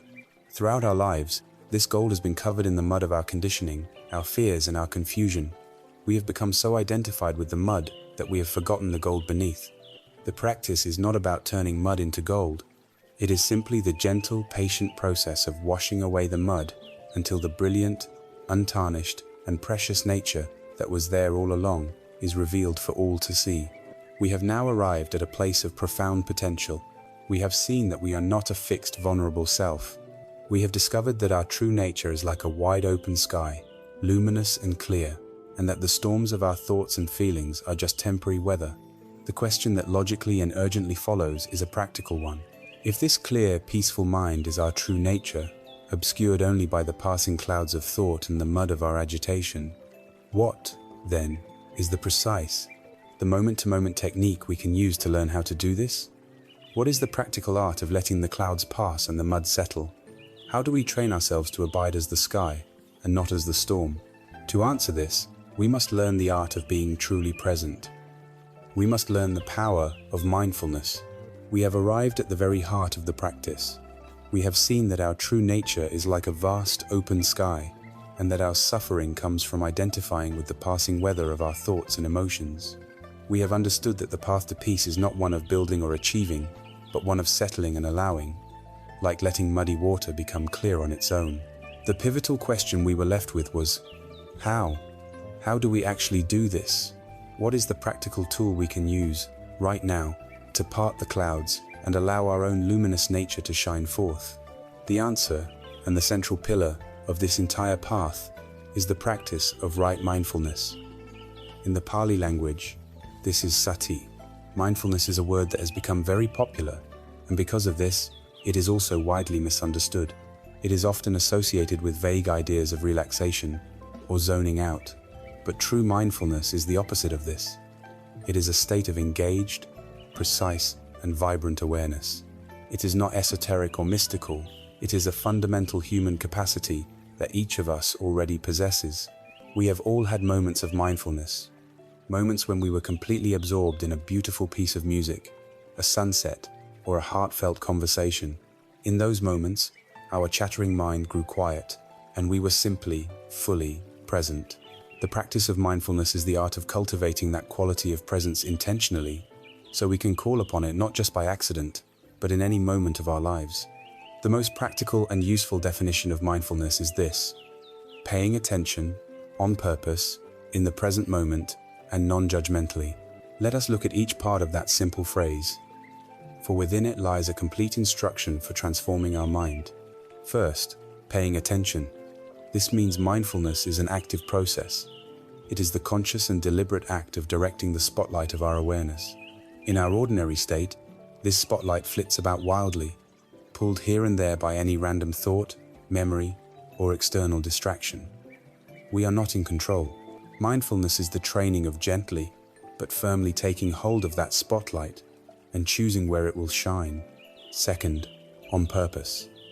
This highlights the element of intention. We are not just aimlessly drifting. We are making a conscious choice to wake up from the dream of our discursive thinking. We are setting an intention to inhabit our own lives, rather than living as a ghost in a machine, driven by unconscious habit. This intention is a powerful act of self-love and compassion. Third, in the present moment. This is the core of the practice and the direct antidote to the habits that cause so much of our suffering. When we are not mindful, where is our mind? Almost always, It is lost in one of two places, the past or the future. It is churning over regrets, resentments, and nostalgic longings for a past that is gone forever. Or it is rehearsing anxieties, spinning out catastrophic what-if scenarios, and planning for a future that has not yet arrived and may never come. The past and future are realms of thought, of ghosts and fantasies. They are the source of almost all our anxiety and sorrow. Mindfulness is the radical act of letting go of both and arriving home in the only time that is ever real, right now, this very moment, this breath, this sensation. For anyone struggling with the weight of past regrets, particularly in the later years of life, this is the most liberating skill one can learn. It is the art of gently putting down the heavy baggage of history and learning to travel light. Finally, and most importantly, non-judgmentally. This is the quality of heart that makes mindfulness a healing practice, rather than just a concentration exercise. It means observing whatever comes into our awareness with a spirit of gentle curiosity and unconditional acceptance. When a painful memory arises, we don't push it away. When a critical thought about ourselves appears, we don't believe it or condemn ourselves for having it. When a feeling of boredom or restlessness arises during practice, we don't judge ourselves as a bad meditator. We simply note it. Ah, there is a painful memory. There is a critical thought. There is boredom. We meet our own experience with the same kindness and patience we would offer a dear friend. This non-judgmental quality is what allows us to stop shooting the second arrow. The first arrow is the pain or difficulty that arises. The second, self-inflicted arrow is our judgment, our resistance, our story about it. Mindfulness is the practice of learning to care for the wound of the first arrow without ever firing the second. It is vital to understand that mindfulness is not about emptying the mind. This is the most common and discouraging myth. Many people try to meditate, find that they cannot stop their thoughts, and conclude that they have failed. The goal is not, and has never been, to stop thinking. The mind produces thoughts, just as the heart beats. It is what it does. The goal of mindfulness is to change our relationship to our thoughts. Imagine you are sitting on a platform in a busy train station. Thoughts are the trains. The untrained mind reflexively jumps onto every train that arrives, getting carried away to all sorts of destinations of worry and fantasy, without even realizing it has left the platform. The mindful mind learns to simply sit on the platform and watch the trains come and go. A train labeled "worry about money" pulls in. We see it, we acknowledge its name, but we don't get on. We let it pass. A train labeled "happy memory" from childhood arrives. We can appreciate it, but we don't cling to it and ride it into a fantasy. We remain on the platform of present moment awareness, watching the whole show with a calm and steady presence. Let us try a simple taste of this right now. Wherever you are, just take a moment to feel the points of contact your body is making with the world. Feel the weight of your body on the chair or cushion. Feel the sensation of your feet resting on the floor. Can you feel the subtle texture of your clothing against your skin? Now, bring your awareness to the simple, physical sensation of your own breath. You don't need to change it or control it in any way. Just notice the feeling of the air entering your nostrils, cool and dry, and leaving warm and moist. Or notice the gentle rise and fall of your abdomen with each in-breath and out-breath. The breath is a perfect anchor to the present moment, because it is always happening now. When you notice your mind has wandered off into thought, which it will, that is its nature. The instruction is simple. Without any judgment or frustration, just gently and kindly acknowledge where the mind has gone, and then escort it back home to the feeling of the breath. Each time you do this, you are strengthening the muscle of mindfulness. A wonderful parable for this practice is that of the wise gatekeeper. Imagine your mind is a great city with a single main gate. In the untrained mind, the gatekeeper is either asleep, drunk, or has abandoned his post entirely. Anyone and anything can rush into the city, causing chaos. Bandits of anger, spies of fear, and crowds of idle, gossiping thoughts run wild, disturbing the peace of the city's inhabitants. The practice of mindfulness is the training of a wise, sober, and unfailingly diligent gatekeeper. This gatekeeper stands at the gate and is simply aware of everyone who enters and leaves. He doesn't fight with everyone. He doesn't try to block the gate. He simply knows. He notes, "Ah, a merchant carrying pleasant goods is entering." A happy thought. He notes, A known troublemaker is approaching the gate, a surge of anger. He notes, a group of farmers are leaving for the fields, a memory fading away. Because the gatekeeper is present and aware, he is not deceived or overwhelmed. The troublemakers find they have no power when they are seen so clearly. The peace and security of the city are maintained, not through violence, but through pure, unwavering awareness. Mindfulness is this gatekeeper for our mind. This is the very essence of sleeping in the present moment, as the title of our journey suggests. It is not a literal, unconscious sleep, but a deep and profound rest for the nervous system and the soul. It is the cessation of the exhausting, lifelong labor of fighting with reality. It is the rest that comes from no longer needing to run from the past or control the future. It is the peace of arriving home, perhaps for the first time, in the sanctuary of the here and now, and discovering that this present moment, when met with open awareness, is a place of profound stillness and refuge. Mindfulness, then, is the foundational skill, the master key that unlocks all the other doors on this path. It is the art of waking up from the dream of our thinking and arriving fully in the reality of our life. And while we can practice it informally at any moment, by bringing awareness to simple activities like walking, eating, or listening, to truly develop its strength and stability, it is immensely helpful to set aside time for a more formal and structured practice. This dedicated training is what allows our inner gatekeeper to become not just diligent, but truly unshakable. And this leads us to the formal discipline of meditation itself. We have learned that mindfulness is the art of arriving in the present moment, the essential skill for waking up to our own lives. While we can practice this informally, anytime, anywhere, there is immense power in setting aside a dedicated time to formally cultivate this quality of awareness. Just as an athlete goes to a gym to strengthen their body, we can go to the meditation cushion to strengthen our mind. This formal practice is the heart of the contemplative path, the laboratory where we develop the stability and clarity to navigate the rest of our day with grace. Today, we will explore the practice of sitting meditation as it is taught in the Zen tradition. It is a practice of profound simplicity, directness, and depth, known as Zazen, which literally means seated meditation. The beauty of Zazen lies in its utter simplicity. It does not require complex visualizations, mantras, or esoteric beliefs. It asks us only to do one thing: to sit down, be still, and be present with what is. The instructions can be broken down into three aspects: the posture of the body, the awareness of the breath, and the attitude of the mind. First, we attend to the body. The body and mind are not separate. A settled body helps to create a settled mind. The first step is to find your seat. This does not have to be a traditional round cushion, or zafu, on the floor. For many, especially as we get older, a straight-backed chair is a perfect tool for meditation.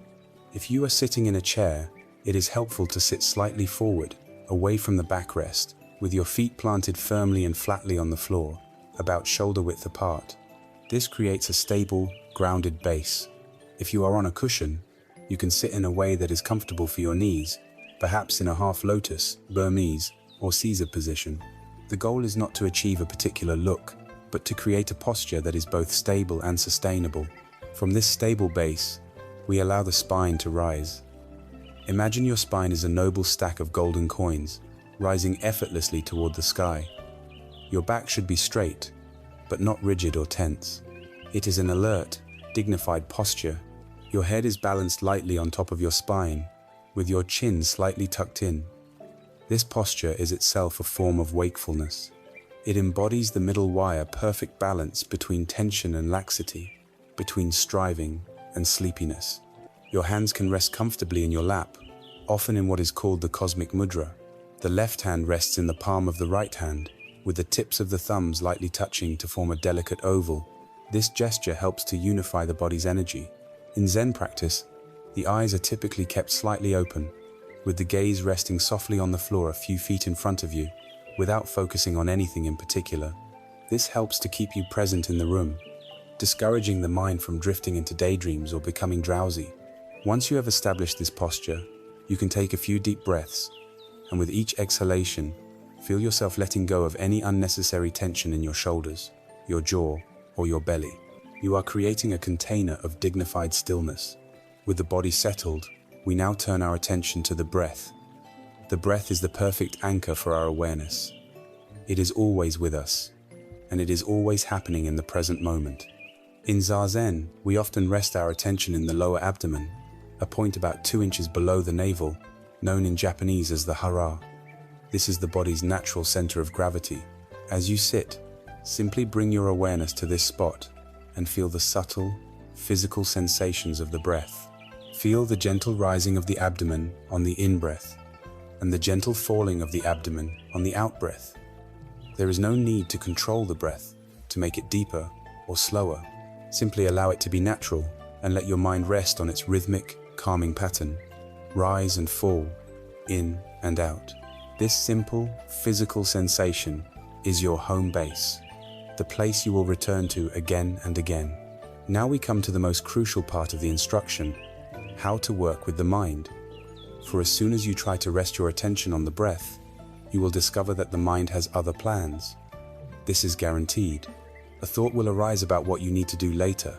A memory will surface from years ago. A sound from outside will catch your attention. You will feel an itch, or a wave of sleepiness, or a pang of boredom. It is essential to understand that this is not a mistake. This is not a sign that you are failing at meditation. This is simply the nature of the untrained mind. The true practice of meditation begins in the very moment you realize your mind has wandered. That moment of realizing, oh, my mind has drifted, is a moment of pure mindfulness. It is a moment of success. So, what do you do when you realize your mind has wandered? The instruction is threefold, and it is an exercise in profound gentleness. First, you simply acknowledge where the mind has gone, without any judgment.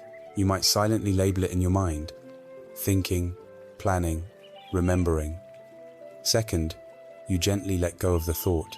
You release your engagement with it, allowing it to be a passing cloud rather than a story you have to follow. Third, you gently and kindly escort your attention back to your home, base the physical sensation of the breath rising and falling in your lower abdomen. The quality of this return is everything. It should not be a frustrated yank, like pulling on a dog's leash. It should be as tender as carrying a fragile butterfly back to a flower, or as patient as guiding a lost child back to its mother. You will have to do this 1,000 times. Each return, done with gentleness, is a single repetition that strengthens the muscle of your attention and your compassion. This leads us to the heart and spirit of Zen practice, which is summed up in the term shikantaza. This translates as just sitting. In this practice, we sit without any goal or agenda. We are not trying to achieve a special state of bliss. We are not trying to have profound insights or mystical visions. We are not even trying to get rid of our thoughts. We are letting go of all striving, all ambition, even the ambition to be a good meditator. The purpose of sitting is simply to sit. When you are sitting, you just sit. You are fully and wholeheartedly present for the experience of this moment, exactly as it is. If the moment contains thoughts, you are present with the arising and passing of thoughts. If the moment contains pain in your knees, you are present with the raw sensation of pain. If the moment contains calmness, you are present with the feeling of calm. You are not preferring one state over another. You are cultivating a radical acceptance of the totality of your present moment reality. This practice directly undermines the root of all suffering, which is tanha, the thirst for things to be different than they are. Our entire lives are spent trying to get something, to achieve something, to become something. Zazen is a quiet revolution against this habit. For this short period, we have permission to stop trying, to stop improving, to stop seeking. We are simply being. A Zen master was once asked, "What did you do before you were enlightened?" He replied, "I chopped wood and I carried water." The questioner then asked, "And what do you do now that you are enlightened?" The master replied, "I chop wood and I carry water." The change was not in the external activity, but in the quality of presence brought to it. The practice of just sitting is the ultimate expression of this. It is not a means to an end. The practice is itself the goal. It is the full embodiment of being alive, awake, and present, right here, right now. So, Zazen is this simple, direct, and profound discipline of returning to ourselves. We establish a posture of dignified stillness, we rest our attention on the natural rhythm of the breath. And when the mind wanders, as it will, we gently, kindly, and repeatedly guide it back home. We do this without a goal, without striving, for the simple and profound purpose of just being present. This is the training ground. This is the sanctuary where we cultivate the inner resources of stability, clarity, and compassion. But this formal practice is not meant to be an escape from our lives. It is meant to be a preparation for our lives. The true test and the true fruition of our practice happen when we stand up from the cushion and walk back into the world. And so, we must ask, how do we carry the silence of this seated practice into the beautiful, messy, and often noisy reality of our daily existence? The quiet stillness of seated meditation is the training ground, the sacred space where we cultivate the strength, stability, and clarity of our mind. It is the gymnasium for the soul, but a practice that remains only on the cushion, confined to a quiet room for 20 minutes a day, is incomplete. Its true purpose, its ultimate fruition, is to be carried out into the world, to infuse every moment of our waking lives with the same quality of presence and care. The goal is to dissolve the artificial boundary we have created between our meditation practice and our real life until they become one and the same. The challenge now is to learn how to walk the path, not just sit on it. The underlying principle is one of beautiful simplicity. Whatever you are doing, do it with your whole being. When you walk, just walk. When you eat, just eat. When you listen, just listen. It is the practice of bringing your full, undivided attention to the task at hand, whether it is sacred or mundane, pleasant or unpleasant. This does not mean you must move in an artificially slow or strange manner. It simply means you learn to show up for your own life, moment by moment by moment. Instead of living in the virtual reality of your thoughts, you learn to inhabit the rich sensory reality of the present. Let us begin with the most fundamental of human activities, walking. We spend so much of our lives moving from one place to another, but we are almost never present for the journey. Our bodies are walking, but our minds are lost in thought planning, worrying, replaying conversations. We can reclaim this time as a profound practice. This is often formalized as walking meditation or kinhin. You can do this by finding a short, clear path, perhaps 10 to 15 paces long. Stand at one end, and for a moment, just feel your body standing, feel your feet on the ground. Then, begin to walk in a slow, deliberate, and dignified way. Bring your full attention to the sensations in your feet and legs. Feel the lifting of one foot from the earth. Feel the leg moving through space. Feel the gentle placement of the heel, and then the sole, and then the toes. Feel the shift of weight as the other foot begins to lift. You can coordinate your breath with your steps, perhaps taking one step for each in-breath and one for each out-breath. The point is not to get anywhere. The point is to be fully present for each and every step. You are not walking to arrive at the other end of the path. You are practicing the art of arriving with every single step you take. Consider another daily ritual, eating. For most of us, a meal is something to be consumed quickly, often while distracted by a screen, a conversation, or our own thoughts. We barely taste what we are eating. Mindful eating transforms this routine act of consumption into a sacred act of connection and gratitude. Before you take the first bite, take a moment to look at your food. See the colors, the shapes, the textures. See the steam rising. Take a moment to smell its aroma. Then, take the first bite, and instead of immediately preparing the next spoonful, just allow the food to be in your mouth. Notice the explosion of flavor: sweet, salty, sour, bitter. Notice the texture: is it soft, crunchy, smooth? As you chew, be aware of the act of chewing. When you swallow, be aware of the sensation of swallowing. Try to eat a small part of your meal in this way, in silence. You will not only enjoy your food more, but you will also cultivate a deep sense of gratitude for the countless causes and conditions: the sun, the rain, the earth, the work of many people that brought this nourishment to your plate. This practice of bringing full awareness can be extended to even the most mundane household chores, transforming them from drudgery into moments of peace. Take, for example, the act of washing the dishes. Our usual mindset is to rush through it as quickly as possible to get to the next thing. But a Zen master would say that if you cannot wash the dishes mindfully, you will not be able to do anything else mindfully either. When you wash the dishes, just wash the dishes. Feel the warmth of the water on your hands. See the iridescent rainbow colors shimmering in the soap bubbles. Hear the sound of the sponge scrubbing the plate. Smell the clean fragrance of the soap.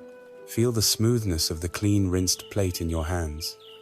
In that moment, your entire universe is the sink, the water, the soap, and the plate. By being fully present for this simple task, you are not just cleaning a dish, you are cleaning your own mind of its usual clutter and distraction. Sweeping the floor, folding laundry, making your bed, every single one of these can become a form of zazen in action. Perhaps one of the most profound and generous ways to practice mindfulness in daily life is through mindful listening. How often, when we are in a conversation, are we truly listening? More often than not, we are only half listening, while the other half of our mind is busy formulating our response, waiting for our turn to speak, judging what the other person is saying, or relating their story back to one of our own. Mindful listening, or deep listening, is the practice of offering another person the rare and precious gift of our full, undivided, non-judgmental attention. When you listen in this way, you are not just hearing their words. You are listening to the emotion behind the words. You are noticing their body language, the tone of their voice. You are creating a spacious, safe container for them to express themselves without fear of interruption or judgment. This practice can heal relationships, dissolve misunderstandings, and create a profound sense of connection with those around you. You will find that people have a deep hunger to be truly heard. A famous story is told of a great Zen master who was known for his profound peace. A visitor, expecting to see grand miracles, came to him and asked, "Master, what are your supernatural powers? What miracles do you perform?" The master smiled gently and replied, "My miracles are these. When I am hungry, I eat. When I am tired, I sleep."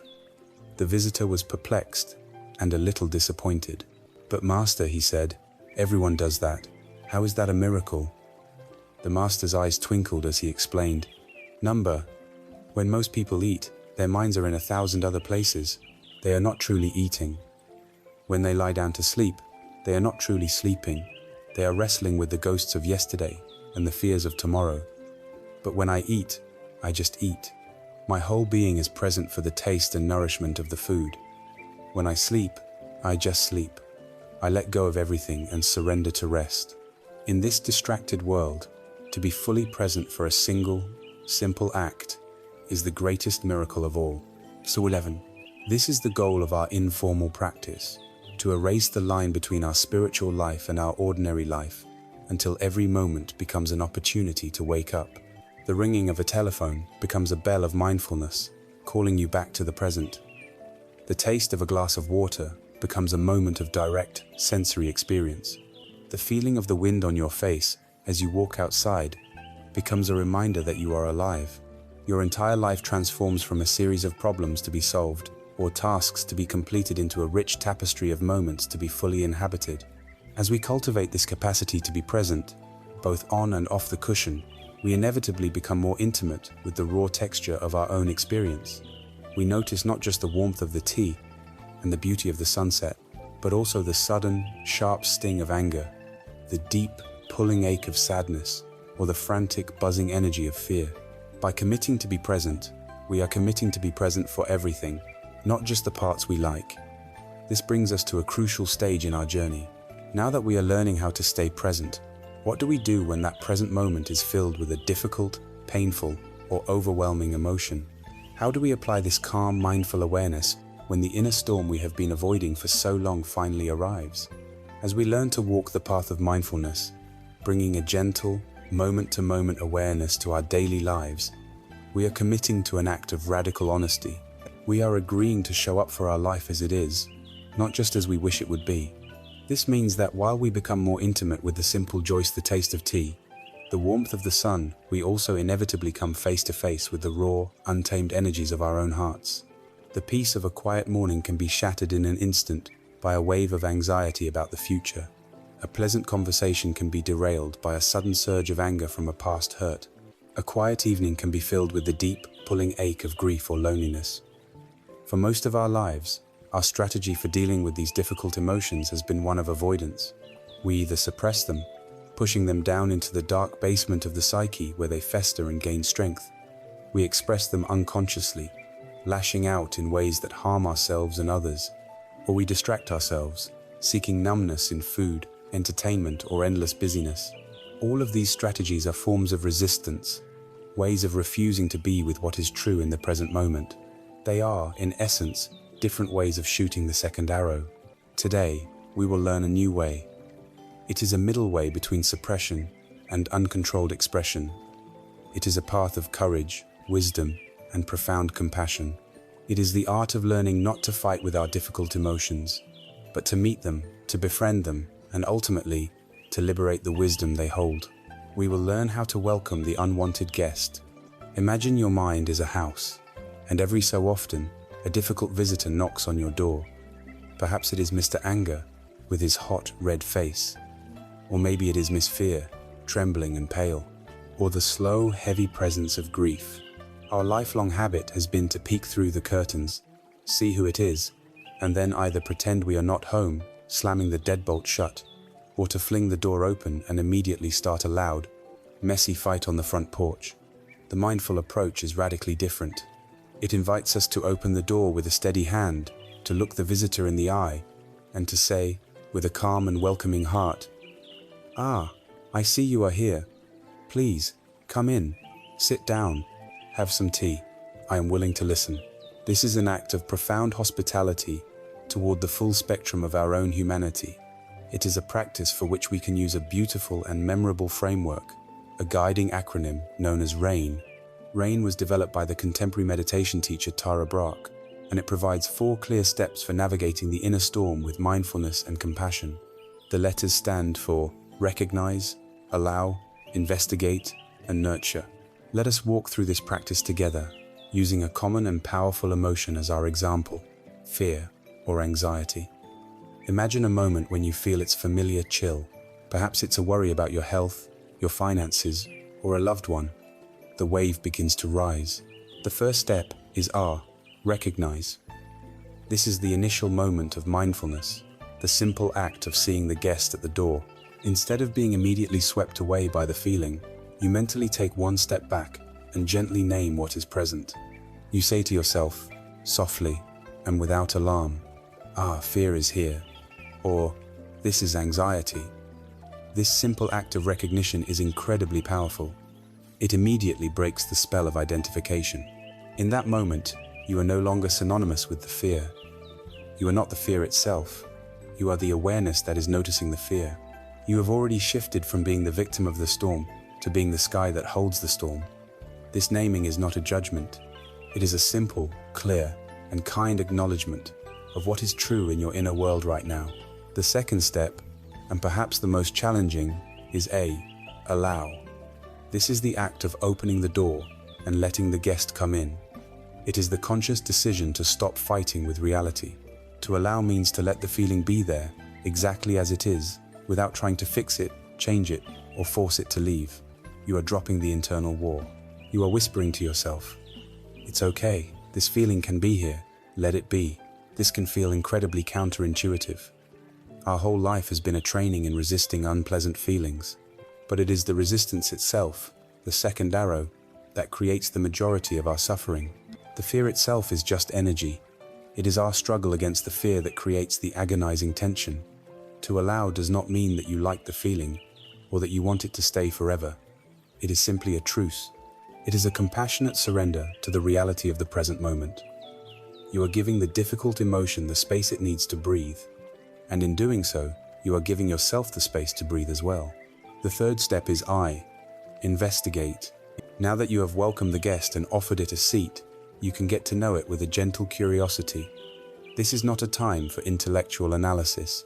We are not trying to figure out why we are anxious by getting lost in a labyrinth of stories. I'm anxious because of what my doctor said, which reminds me of my father, which leads to, that is just more thinking, more agitation. Instead, this is an embodied investigation.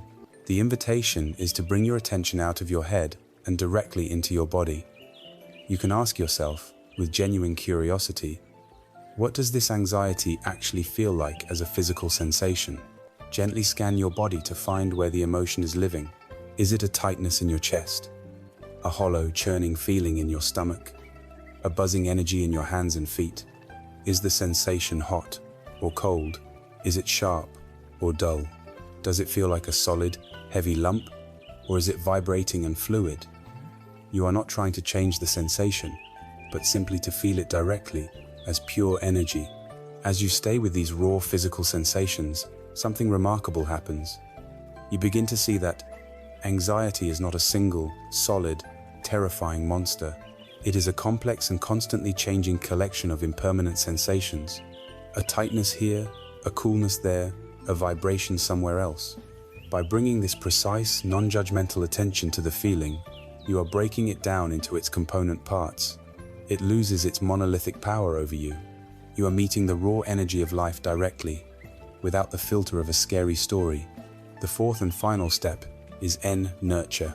This is where we bring active compassion to the part of us that is suffering. After you have recognized, allowed, and investigated this vulnerable, hurting part of yourself, you now ask it a simple question from the heart. What do you most need right now? Listen quietly for the answer. Often, what this vulnerable part needs is to hear words of comfort and reassurance.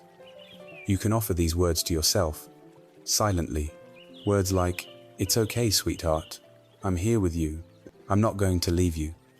Or, "This is a difficult moment, but it will pass. You are safe." Another powerful form of nurturing is to use gentle physical touch. You might place a hand over your heart, feeling the warmth and gentle pressure. Or you might place a hand on your belly, if that is where you feel the knot of anxiety. This simple gesture of physical comfort can be profoundly soothing to the nervous system. It is an act of becoming your own loving parent, your own best friend. For so many of us who are conditioned to be harsh and critical with ourselves, this step of nurturing can be the most deeply healing of all. It is the practice of learning to hold our own pain with the same tenderness we would offer to someone we love dearly. The path of rain transforms our entire relationship with our inner life. Emotions are no longer enemies to be vanquished. They become messengers, often carrying important information about our unmet needs, our deepest values, and our unhealed wounds. By learning to welcome them, listen to them, and care for them, we integrate their energy and become more whole, more resilient, and more authentically human. The transformative power of meeting darkness, not with aggression, but with unwavering compassion, is perhaps best illustrated by the famous story of the Buddha and the mass murderer, Angulimala. Angulimala, which means garland of fingers, was a terrifying bandit who stalked the forests, murdering travelers and wearing their fingers as a gruesome necklace. He was the embodiment of pure rage, violence, and suffering. One day, the Buddha calmly began walking down the road that led through Angulimala's forest. The villagers warned him, but the Buddha continued on with perfect serenity. Angulimala saw him and began to run after him, sword drawn, but a strange thing happened. Though the Buddha was only walking at a normal pace, Angulimala could not catch up to him, even at a full run. Exhausted and enraged, he shouted, "Stop, monk! Stop!" The Buddha, without turning, replied in a clear, calm voice, "I have stopped, Angulimala. It is you who have not stopped." He was not speaking of physical movement. He meant that he had stopped creating the causes of suffering, stopped the cycle of violence and hatred. Angulimala was stunned. In his entire life, no one had ever spoken to him without fear. He saw in the Buddha's posture and voice a complete absence of terror and an ocean of peace. The Buddha then turned and looked at him, not with judgment at the monster, but with boundless compassion for the suffering being he saw beneath the rage. This fearless, unconditional compassion completely shattered Angulimala's defenses. The fire of his hatred was extinguished by this ocean of peace. He threw down his sword, bowed at the Buddha's feet, and in time became a monk who dedicated the rest of his life to peace. This story teaches us a profound lesson. The Buddha did not defeat hatred with more hatred. He transformed it with its polar opposite, a fearless, loving presence.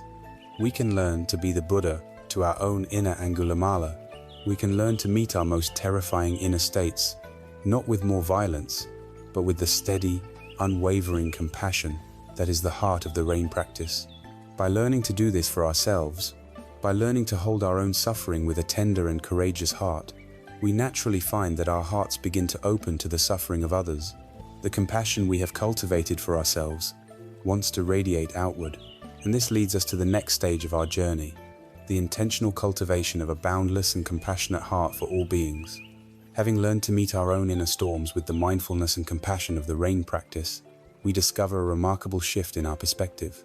The heart, once tightened in a protective clench around our own pains and fears, begins to soften and open.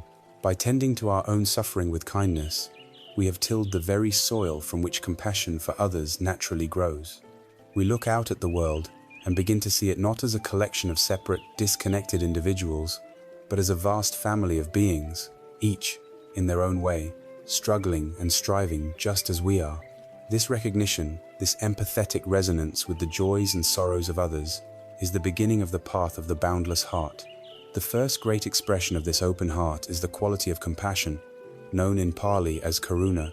Karuna is the sincere and active wish for all beings to be free from suffering. It is crucial to distinguish this from its paler cousin, pity. Pity often involves a sense of distance, of looking down from a position of superiority upon someone less fortunate. It can be condescending and disempowering.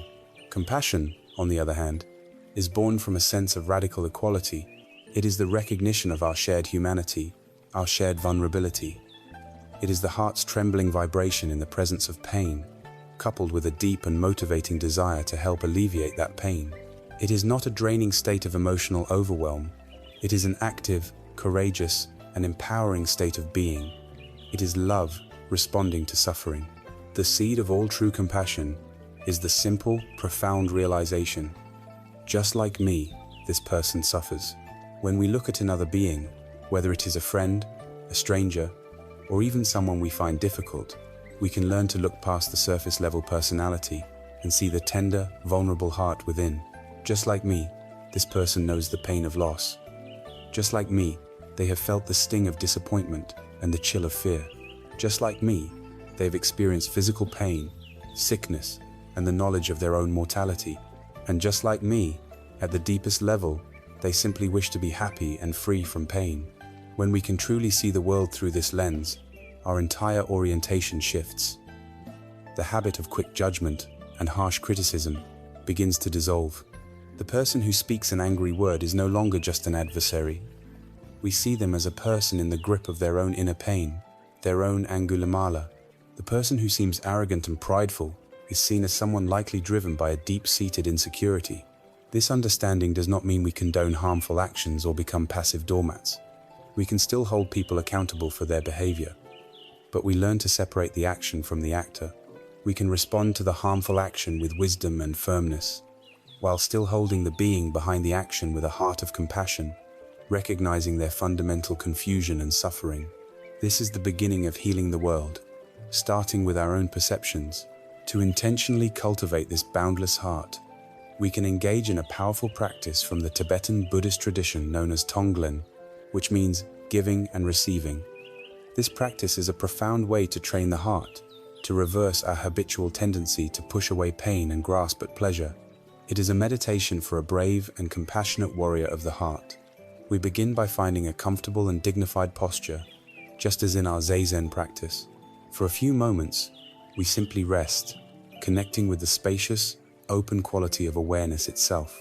We acknowledge the luminous, sky-like nature of our mind, a space that is vast enough to hold any experience. Then, we begin the practice with ourselves. Before we can truly take on the suffering of others, we must be willing to be with our own. On the in-breath, we breathe in the feeling of our own pain, our own anxiety, our own grief. We can visualize it as a dark, heavy, hot smoke. We breathe this smoke directly into the center of our heart. But our heart, in this practice, is not the small, fragile physical organ. It is a vast, open, radiant space, like the sky. As the dark smoke of our suffering enters this vast space, it is instantly purified, transformed, and released. Then, on the out-breath, we breathe out whatever we most need. We breathe out a cool, white, healing light of peace, of clarity, of relief, of well-being. We visualize this light filling our entire body and mind, soothing every cell. We breathe in our own pain, and we breathe out our own relief. After a few rounds of practicing on ourselves, we bring to mind someone we know and care about who is suffering. Perhaps it is a friend going through an illness, or a family member experiencing grief. We hold them clearly in our mind's eye. Now, on the in-breath, we intentionally breathe in their specific suffering. We visualize taking their physical pain, their sorrow, their fear, from them in the form of that dark, heavy smoke. We draw it into our own vast open heart, knowing that our heart has the capacity to hold and transform it. Then, on the out-breath, we send them whatever they most need. We send them that bright, cool light of health, of peace, of comfort, of joy. We visualize it surrounding them, entering them, and completely alleviating their suffering. We breathe in their pain, and we breathe out our peace. As we become more comfortable with this, we can gradually widen the circle of our compassion. We can practice Tonglen for people we don't know so well, like a stranger we saw on the street who looked sad. We can practice it for people we find difficult, breathing in the suffering that causes them to act in harmful ways, and breathing out a wish for them to find peace. And eventually, we can expand our heart to embrace the entire world. We can breathe in the immense suffering of all beings everywhere. The suffering of war, of famine, of sickness, of confusion, taking it all into the boundless space of our compassionate heart. And on the out-breath, we can send out a wave of boundless light, peace, healing, and well-being to every corner of the earth, to every living creature without exception. This is not a literal magical act of absorbing sickness. It is a powerful psychological and spiritual training. It is the ultimate practice of reversing our ego's terrified preoccupation with its own comfort, and instead cultivating a heroic willingness to engage with the reality of suffering, both ours and others, with an open and loving heart. The true nature of compassion is not an abstract sentiment, it is love in action. This is beautifully illustrated in a story from the Buddha's life. In the community of monks, there was one man who had contracted a dreadful skin disease. His body was covered in repulsive, oozing sores. The smell was unbearable, and his sickness was thought to be contagious. Out of their own fear and disgust, the other monks had completely abandoned him. They would not go near him to bring him food or care for his needs. He was left to lie alone in his own filth, utterly helpless and in despair. When the Buddha learned of this situation, he went directly to the sick monk's dwelling. Finding the man in this wretched state, the Buddha did not hesitate for a moment. He began to boil water. With his own hands, he gently began to wash the sick monk's putrid sores, cleaning his body of the filth and grime. He carefully changed the monk's soiled robes for clean ones and tidied the small, squalid room. The other monks, hearing what was happening, gathered outside, filled with a deep sense of shame. When the Buddha finished his work, he turned to them and spoke some of the most powerful words on compassion ever recorded. He said, "Monks, you have no mother or father here to look after you. If you do not care for one another, then who else will? Let this be known, whoever attends to the sick and the suffering with a heart of compassion is attending to me." This story reveals the essence of karuna. It is the willingness to move toward the suffering that others turn away from. It is the courage to get our hands dirty, to offer practical, tangible comfort.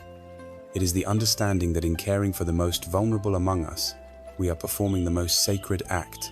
Compassion dissolves the illusion of separation and reminds us that we are all interconnected, that the pain of one is the pain of all. By cultivating a compassionate heart, our own problems begin to seem smaller. Our sense of isolation melts away, replaced by a profound sense of connection and purpose. This practice of wishing for all beings to be free from their suffering karunahas, a beautiful and inseparable twin. It is the proactive wish for all beings not just to be free from pain, but to experience genuine happiness and well-being. Having opened our hearts to the reality of suffering, we now must learn how to actively cultivate and radiate a state of universal, unconditional, positive, well-wishing. We must learn the art of loving kindness. Having walked the path of karuna, learning to open our hearts with courage to the reality of suffering, we now turn to its radiant and inseparable twin. If compassion is the heart's response to pain, then loving kindness is the heart's proactive offering of well-being. It is the wish not just for suffering to cease, but for happiness to flourish. This practice known in the Pali language as metta, is like a gentle, steady rain that falls upon the hard, dry ground of the heart, softening it, nourishing it, and allowing the most beautiful qualities of our nature to blossom. It is the intentional cultivation of a warm, boundless, and unconditional friendliness toward ourselves and all living beings. It is essential to understand what metta is and what it is not. It is not the sentimental, possessive, or romantic love that is often conditional and limited to a select few. It is not a matter of trying to force ourselves to like everyone or to feel a particular gushy emotion on command. Metta is primarily an intention, a sincere, heartfelt wish for well-being. It is the simple, powerful, and universal prayer, "May you be happy, may you be at peace." It is a form of benevolence that is unconditional, offered freely without expecting anything in return. It is a state of universal goodwill that does not depend on whether we find someone agreeable, whether we think they are deserving, or whether they are kind to us. It is a radical stance of friendliness toward all of life.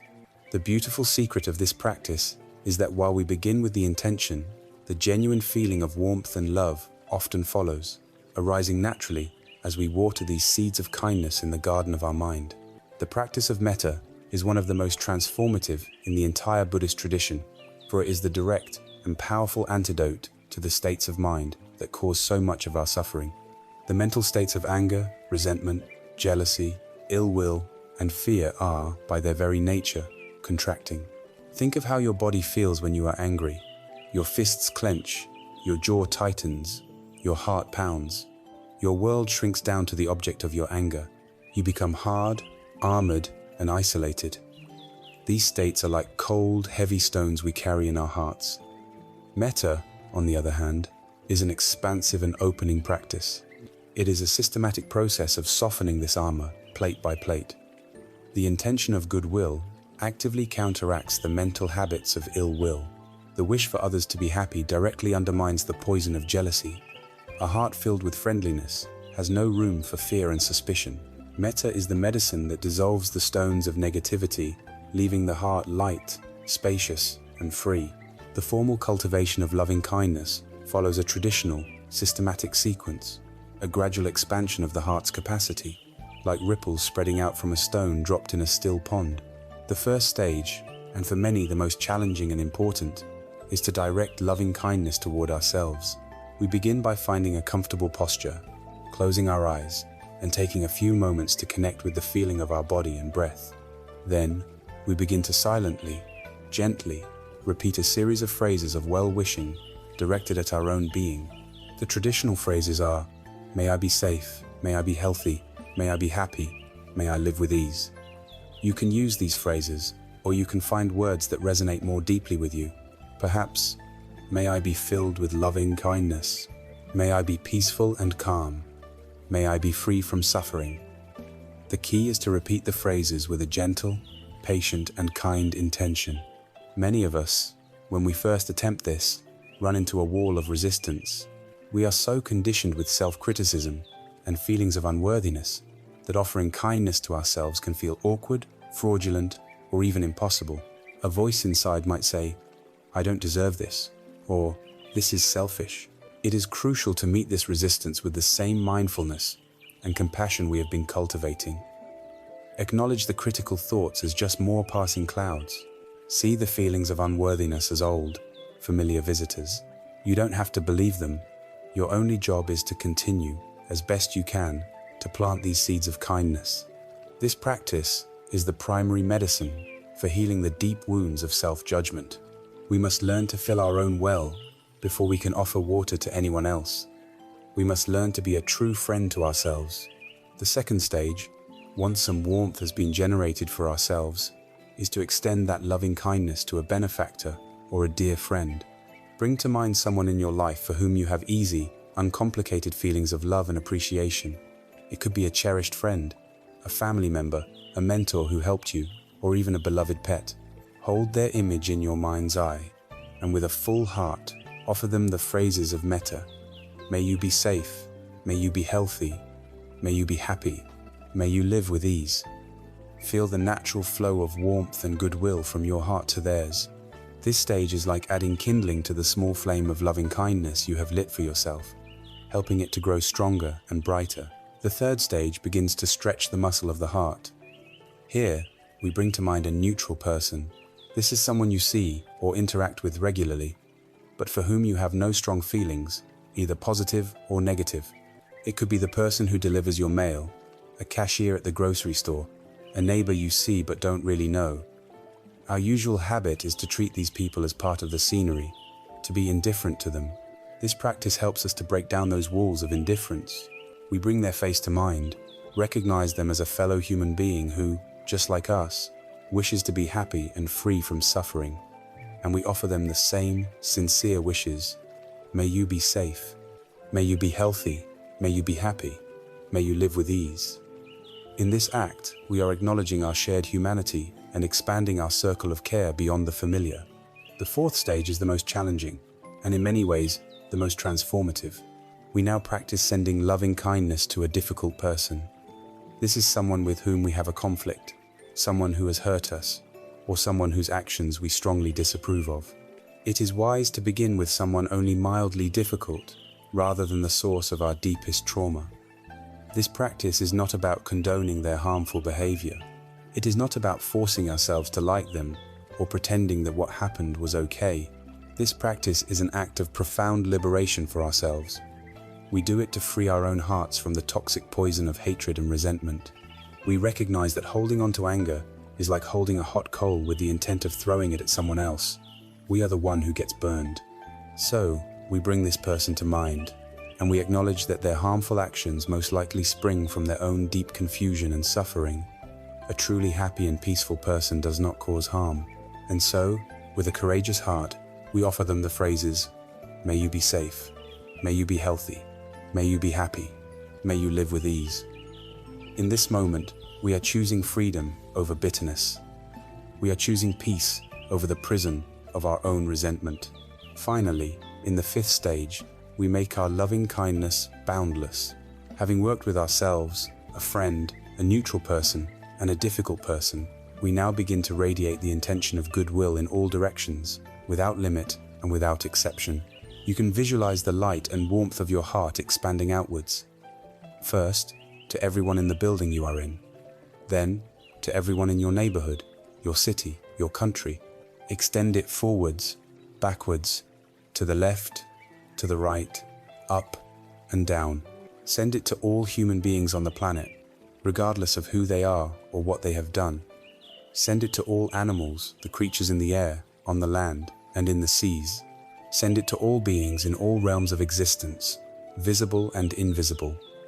We hold the entire world in our heart and repeat the universal prayer. May all beings everywhere be safe. May all beings be healthy. May all beings be happy. May all beings live with ease and be free from suffering. Aim. The quality of this boundless, unconditional goodwill is perfectly captured by the image of the sun. When the sun rises in the morning, it does not choose who is worthy of its light and warmth. Its very nature is simply to shine.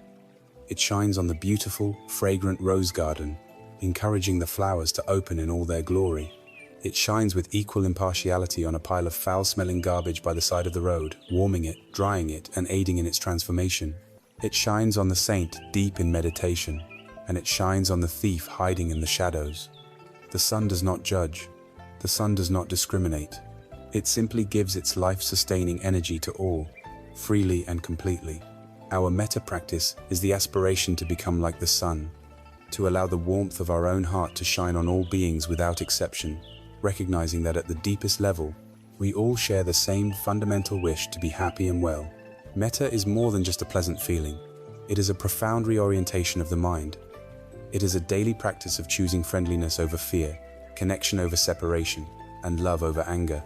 It softens our inner world, which in turn softens our perception of the outer world. It gives us a refuge of warmth and kindness that we can return to at any time, and it allows us to become a source of that warmth for others. When we have learned to hold our own suffering with the courageous compassion of karuna, and have learned to actively cultivate goodwill for all beings through the gentle rain of metta, our hearts become remarkably spacious, tender, and resilient. This newfound strength and softness create the perfect inner conditions for us to finally address one of the heaviest and most stubborn burdens we carry, a burden that can weigh on us for decades, particularly as we grow older. This is the accumulated weight of past hurts, deep-seated resentments, and the painful feeling of having been wronged. Now that we have learned to wish well even for those who have harmed us, we can take the next logical step. We can learn how to formally release the debts of the past, how to put down the hot coal of resentment, and how to grant both ourselves and others the ultimate gift of freedom, the gift of forgiveness. Having cultivated a heart that is spacious enough to hold the world's suffering with compassion and to wish for its happiness with loving kindness, we are now ready to approach one of the most challenging and liberating practices on the path to inner peace. We are ready to address the ghosts of our past. All of us, as we journey through life, accumulate hurts and disappointments. We are wounded by the actions and words of others, and we ourselves cause harm, both intentionally and unintentionally. These experiences, if left unresolved, do not simply disappear. They linger in our minds as resentment, bitterness, and regret, becoming heavy stones that we carry in our hearts, weighing down our every step. The practice that allows us to finally set these stones down is the profound and often misunderstood art of forgiveness. First, it is vital to understand that forgiveness, as taught in the contemplative traditions, is not something we do for the other person. It is a gift we give to ourselves. It is an act of profound self-compassion, a declaration that we will no longer allow the events of the past to poison the peace of our present. The Buddha used a powerful simile to describe the state of holding on to anger and resentment. He said it is like picking up a burning coal from a fire with the intention of throwing it at your enemy. While you wait for the right moment, who is being burned? Your enemy may be miles away, completely unaware of your rage, enjoying their life. But you, in that very moment, are experiencing the searing, agonizing pain of the hot coal in your own hand. Holding a grievance, replaying the story of how you were wronged, nurturing your desire for revenge. This is the act of holding the hot coal. Forgiveness is the simple, wise, and courageous act of opening your hand and letting it drop. It is equally important to understand what forgiveness is not. Forgiveness is not condoning. It does not mean you are saying what you did was okay. Harmful actions are still harmful, and wisdom often requires that we set clear boundaries to protect ourselves from further harm. Forgiveness does not mean you must reconcile with the person who hurt you or allow them back into your life. It is an internal process, a cleansing of your own heart, that you can do whether the other person is alive or dead, repentant or defiant. Forgiveness is also not forgetting. To forget a painful event can be a form of denial. The practice of forgiveness involves remembering the event without the hot, searing pain of resentment attached to it. It is the act of transforming the memory from a weapon you use against yourself and others into a scar that no longer has the power to cause you suffering. A classic Zen story beautifully illustrates the nature of carrying these burdens. Two monks, one senior and one junior, were traveling together on a long pilgrimage. They came to a river that was swollen and running fast due to recent rains. On the bank of the river stood a beautiful young woman in fine clothes, who was afraid to cross for fear of being swept away. The monks' monastic vows strictly forbade them from touching a woman. The junior monk, rigid in his observance, immediately averted his eyes and stood at a distance. The senior monk, however, without a word, walked over to the woman, lifted her into his arms, carried her across the turbulent river, and gently set her down on the other side. He then bowed and continued on his journey. The junior monk was aghast. He was filled with a storm of judgmental thoughts. How could he do that? He has broken our sacred vows. He is impure. What a terrible monk. For the rest of the afternoon, he walked in fuming silence behind his master, his mind replaying the scene over and over, his anger and indignation growing with every step. Finally, as evening approached, he could bear it no longer. He rushed up to the senior monk and blurted out, "Master, I must ask you, how could you do that back at the river? You know we are forbidden to touch a woman." The senior monk looked at him, his eyes filled not with guilt, but with genuine surprise. "Oh, the woman?" he said calmly. "I set her down on the bank of the river hours ago. Why are you still carrying her?" This story reveals a profound truth. Most of us are like the junior monk. We carry people, events, and injustices in our minds for hours, days, years. even decades after they are over. The actual event is finished, but we continue to suffer because we cling to the story about the event, the judgment, the resentment. Forgiveness is the act of learning to set the woman down on the riverbank. It is the wisdom to let the past be the past. How do we practice this? Forgiveness can be cultivated formally in our meditation practice. You can begin by bringing to mind the person who has harmed you. Allow yourself to acknowledge the pain that was caused. Don't deny it or minimize it. Feel the hurt fully. Then, when you are ready, you can begin to silently repeat phrases of forgiveness from your heart. You might say, "I forgive you for the harm you caused me. For my own peace, I release you from the debt I thought you owed me. I will no longer carry this pain. I set this burden down." You can also visualize sending that person metta, or loving kindness, wishing for them to be happy, knowing that a truly happy person would not have caused you harm. This may feel impossible at first, and it may need to be repeated many times over many sessions, but each repetition is a step toward your own freedom. The practice also includes acknowledging the harm we have caused others. We can bring to mind someone we have hurt, and in the privacy of our own heart, we can sincerely ask for their forgiveness. For the pain I caused you through my actions, my words, and my thoughts, whether I did so knowingly or unknowingly, I ask for your forgiveness. Perhaps the most challenging and most necessary act of forgiveness is learning to forgive ourselves. We are often our own cruelest judge, holding on to past mistakes with a grip of iron. This is especially true as we age and look back on a lifetime of decisions. We torment ourselves with what-ifs and if-onlys. To forgive ourselves, we must bring the same compassion to our own past actions that we are learning to extend to others. We can bring to mind a mistake we made, something for which we carry shame or guilt. We acknowledge the reality of what happened and the pain it caused. Then we apply the wisdom we have learned. We remember Anika and Anatathi I who made that mistake, with the level of understanding and the conditions they had at that time is no longer here. We are a new process now. We can then offer ourselves the words of forgiveness. I forgive myself for not knowing then what I know now. I did the best I could with the consciousness I had at the time. I release myself from the burden of this guilt. I give myself permission to begin again, right now, in this moment. End of Cree. An incredibly powerful practice is to write a forgiveness letter. You can write it to someone you need to forgive, or you can write it to yourself. Pour out all your pain, your anger, your sadness, your regret onto the page. Don't hold anything back. At the end of the letter, write the words of release and forgiveness. This letter never needs to be sent. Its purpose is purely therapeutic. It is a ritual for externalizing the poison, so that it no longer has to live inside you. Forgiveness is the ultimate act of letting go. It is the key that unlocks the prison of the past, a prison in which we are both the inmate and the jailer. It does not change the past, but it radically transforms the future. By unburdening our hearts from the heavy stones of old grievances, we create a profound sense of inner space and lightness. Our vision, once clouded by the fog of resentment, begins to clear, and when our hearts are light and our vision is clear, we are able to see the world with fresh eyes.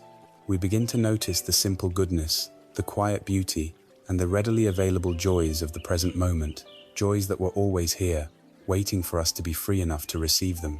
Having set down the heavy stones of past resentments and regrets through the courageous act of forgiveness, we find our hearts are lighter, our vision clearer. The world, once viewed through the dark and distorting lens of old grievances, begins to reveal a beauty and a freshness we had long forgotten. This newfound clarity allows us to discover one of the most profound and sustainable sources of peace available to us: the quiet, simple, and readily available joy of the present moment. Our modern world is built upon a grand and seductive promise that happiness is something to be acquired. It tells us that fulfillment lies just around the corner, in the next promotion, the bigger house, the faster car, the perfect relationship, the exotic vacation. It conditions us to live in a state of constant, low-grade dissatisfaction with what we have, and a perpetual striving for what we lack. This endless chase is a form of tanha, the thirst for something other than what is, and it is a guaranteed recipe for suffering.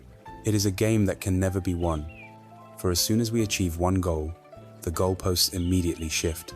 This is the great treadmill of materialism.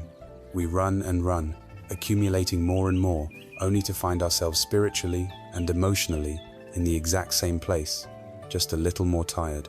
We search for happiness outside of ourselves, but in doing so, we overlook the immense wealth that is already available to us in the overlooked simplicity of ordinary life. The wisdom of the contemplative path invites us to step off this exhausting treadmill. It suggests that true contentment is not found in acquiring more, but in wanting less and appreciating more. It is about shifting our focus from the big, elusive happiness of the future to the small, tangible joys of the immediate present.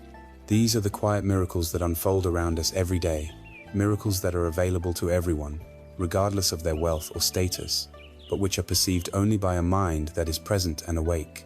Consider the simple ceremony of your morning cup of tea or coffee.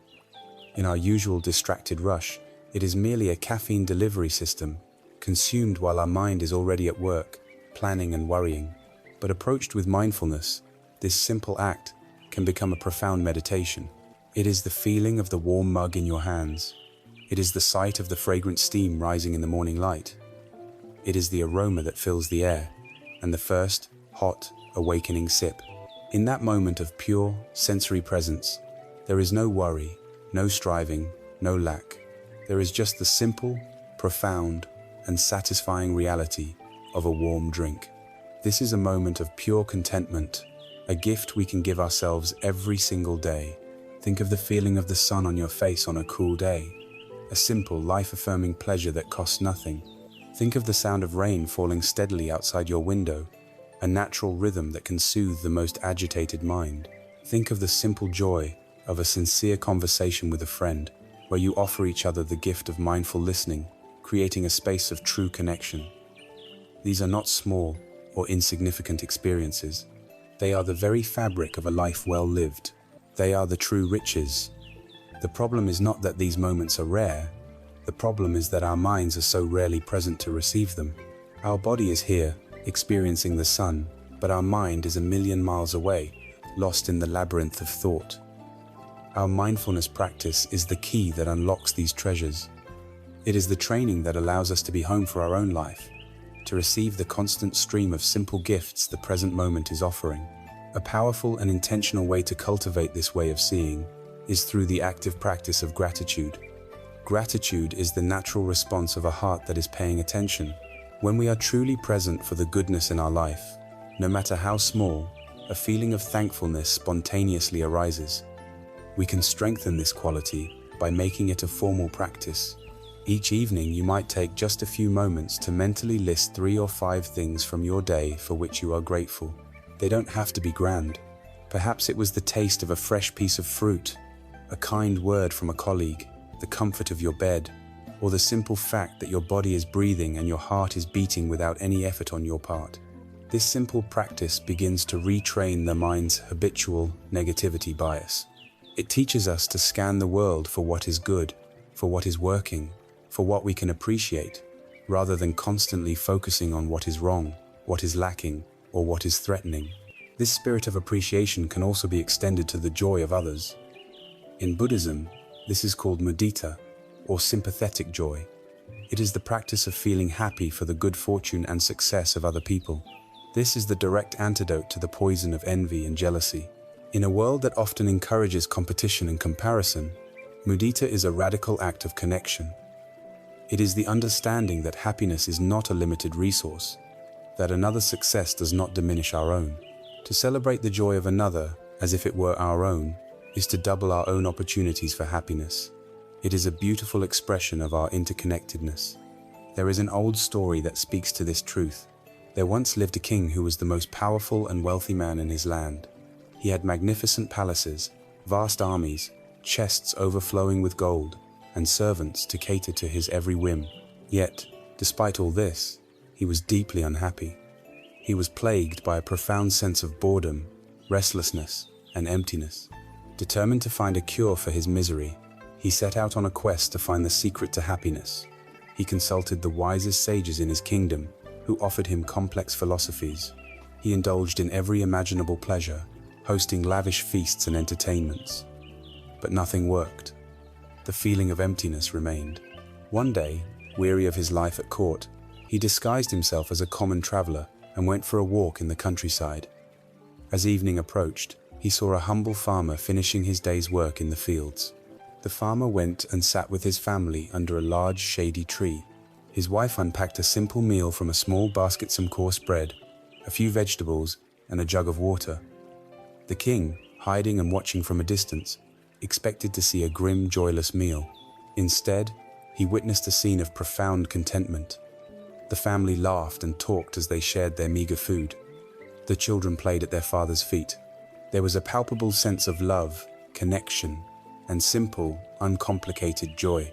As the king watched this poor farmer, who had none of his wealth or power, yet possessed a peace and happiness that had eluded him his entire life, he finally understood. Happiness was not a treasure to be found in a palace or won in a battle. It was not something to be acquired.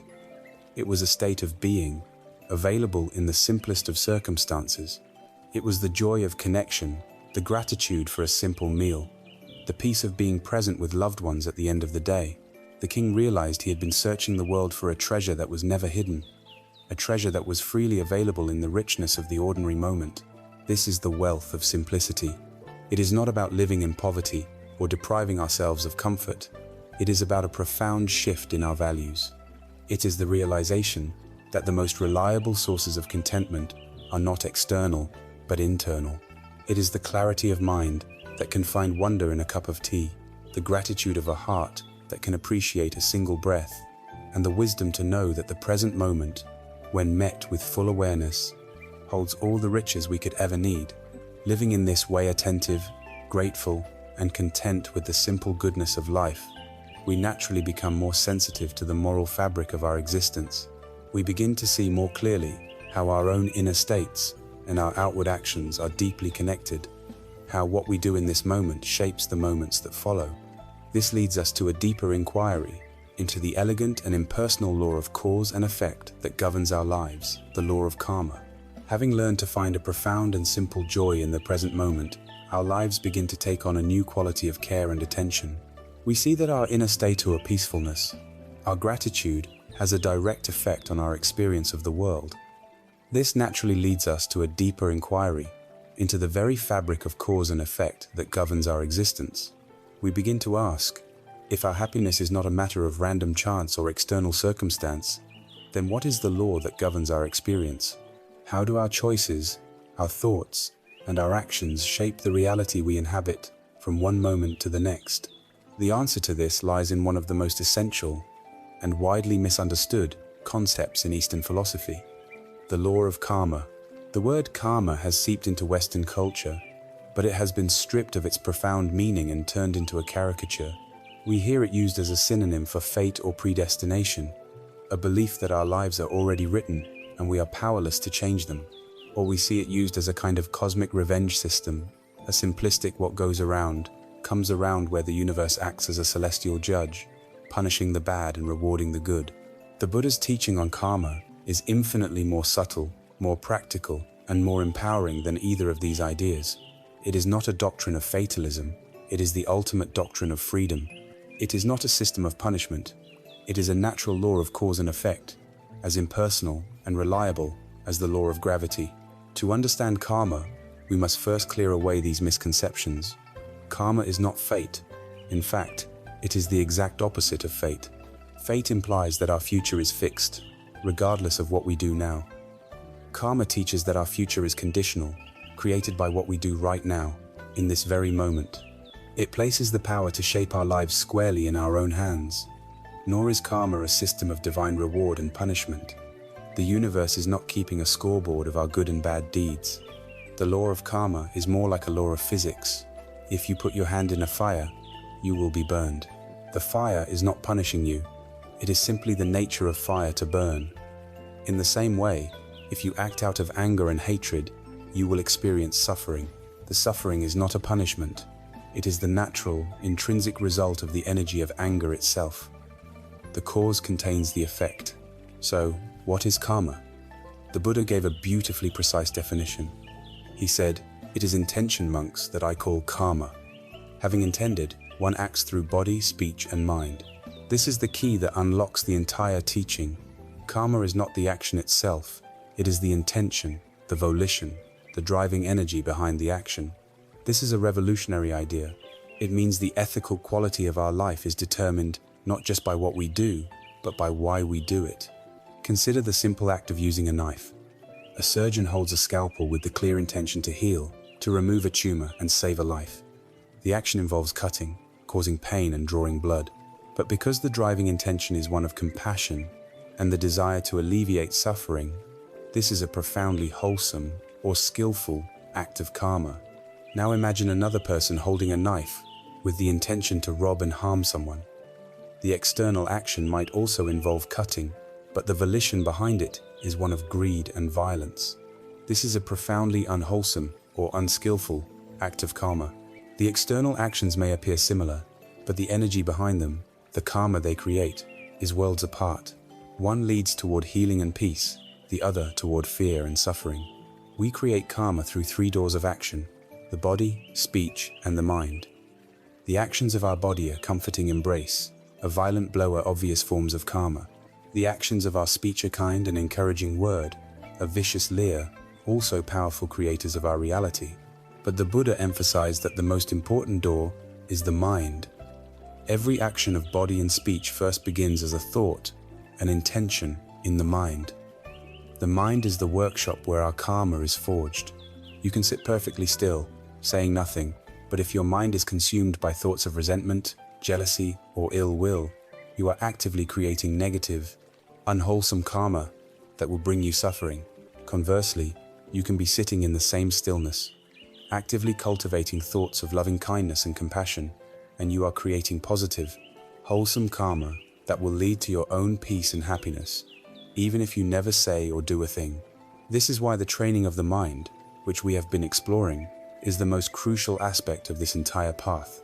Karma, then, can be understood as having two primary flavors: wholesome and unwholesome.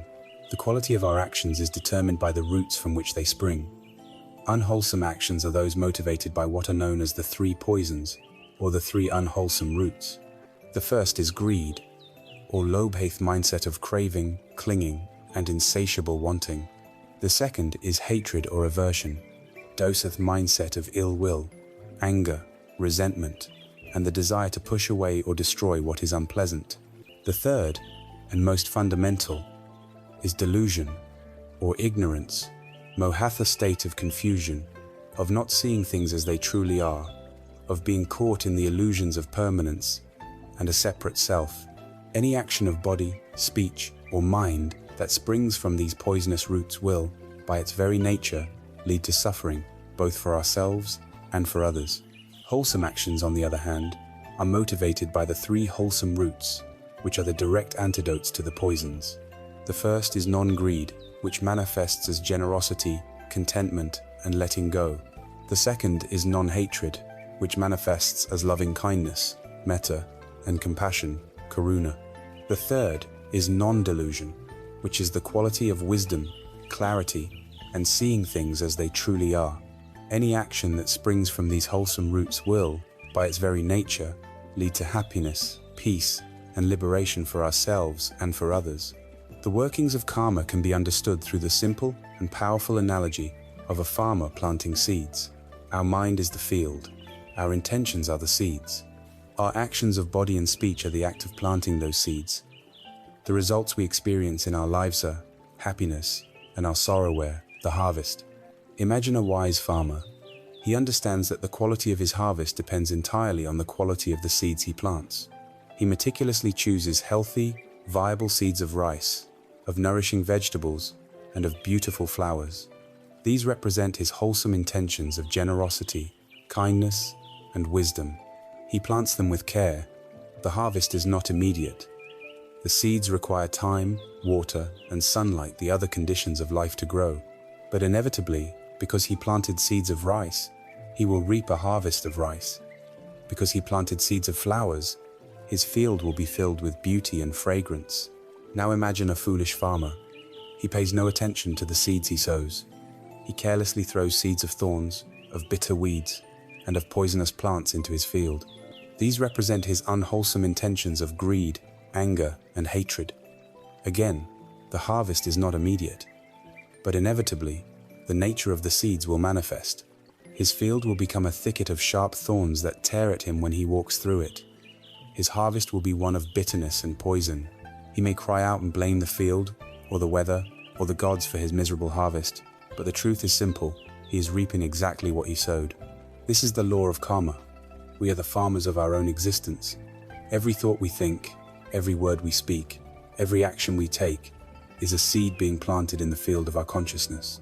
And the conditions of our life, the happiness or suffering we experience, are the direct harvest of the seeds we have planted in the past. This understanding is the ultimate teaching of empowerment. This is especially crucial for those who may look back on a long life and feel that it is too late, that the field is already overgrown with the weeds of past mistakes. The teaching of karma says the opposite. Yes, the current state of your field, the weeds and thorns of your present difficulties, is the result of seeds planted in the past. That cannot be changed. But your power does not lie in the past. Your power is right now, in this very moment. In this moment, you can choose to stop planting thorn seeds. In this moment, you can begin the patient work of uprooting the weeds. And in this moment, you can begin to plant new seeds. The seeds of mindfulness, of forgiveness, of compassion, of loving kindness. Every time you choose a kind response over an angry one, you are planting a seed of peace. Every time you choose generosity over clinging, you are planting a seed of abundance. Every time you choose to forgive, you are planting a seed of freedom. The past does not determine your destiny. Your present moment intentions and actions determine your destiny. You are creating your future with every single breath. This is not a theory to be believed, but a reality to be observed in our own lives. We can see for ourselves that when we act from a place of anger, the result is always more agitation and conflict. When we act from a place of kindness, the result is always a sense of connection and peace. The law of karma is not a metaphysical doctrine. It is a practical guide for living a happy and ethical life. It places the full responsibility for our well-being squarely in our own hands. It tells us that our life is not random, and it is not fated. It is the result of our choices. When we truly grasp this profound personal responsibility, our perspective naturally begins to widen. We see that our actions, our karma, do not happen in a vacuum. The seeds we plant affect not only our own field, but the fields of everyone around us. Our anger can cause another person to feel fear. Our kindness can inspire another person to be generous. We begin to see that we are not isolated farmers tending to separate plots of land. We are all part of one vast, interconnected ecosystem. This leads us to one of the most profound insights of all: the truth of our radical interconnectedness, the law of dependent origination. Having come to understand the law of karma, we see that we are the farmers of our own existence, planting the seeds of our future with every intentional action, word, and thought. This profound sense of personal responsibility is a great empowerment, but the path of wisdom does not stop there. It now invites us to zoom out, to look beyond our own individual field, and to see the vast, intricate, and astonishing web in which our personal karma unfolds. This is the teaching on interconnectedness, or as it is known in the Buddhist tradition, pratitya samutpada, which translates as dependent origination. This is perhaps the most profound and all-encompassing of the Buddha's insights. It is the master key that unlocks the final door of illusion, revealing the very nature of reality itself. The teaching is simple in its essence. Nothing exists independently. Everything in the universe arises in dependence upon other factors. Nothing is a solitary, self-contained entity. Everything is interconnected, interwoven, and in a constant, dynamic relationship with everything else. The illusion of separateness is the deepest and most persistent of all our illusions, and it is the root cause of our feelings of loneliness, alienation, and fear. To grasp this truth, let us begin with the very self we believe to be so solid and independent. Look at your own hand. We have a strong feeling that, this is my hand. But what is it really? This hand is made of flesh, blood, and bone. These are composed of nutrients from the food you have eaten. That food, the vegetables, the grains, the fruits arose from the earth, the rain, the sun, and the work of a farmer. So, the sun, the rain, the earth, and the farmer are all present in your hand right now. Your hand is made of your parents and their parents, through the genetic code they passed down. Your hand is sustained in this very moment by the air you are breathing, an ocean of oxygen that has been cycled through the lungs of countless other beings and the leaves of countless trees. If you were to remove all these non-hand elements, the food, the water, the air, your ancestors, your hand would cease to exist. So, is it truly a separate, independent thing? Or is it a temporary gathering place for the entire universe? The great Zen master Thich Nhat Hanh used the simple example of a sheet of paper. If we look at a sheet of paper, we see a thin, white object. But if we look deeply, with the eyes of wisdom, we see much more. We see a cloud floating in the sky, because without the rain from the cloud, the tree could not have grown. We see the sunshine that provided the energy for photosynthesis. We see the logger who cut down the tree, and we can see his parents, and the bread he ate for breakfast that gave him the strength for his work. We can see the earth that nourished the tree's roots. We can see the truck driver who transported the log, the factory workers who operated the machines, and the store clerk who sold the paper. If we were to return any one of these elements to its source, if we were to return the sunshine to the sun, the cloud to the sky, the logger to his mother, the sheet of paper could not exist. The paper, then, is empty of a separate, independent self. But it is full of the entire cosmos. The teaching of interconnectedness reveals that you, just like that sheet of paper, are empty of a separate self, but you are full of the entire universe. You are not a lonely, isolated entity. You are a convergence point, a unique expression of a vast, interdependent network of causes and conditions that stretches back through beginningless time. The most beautiful and powerful image for this reality is the ancient metaphor of Indra's net.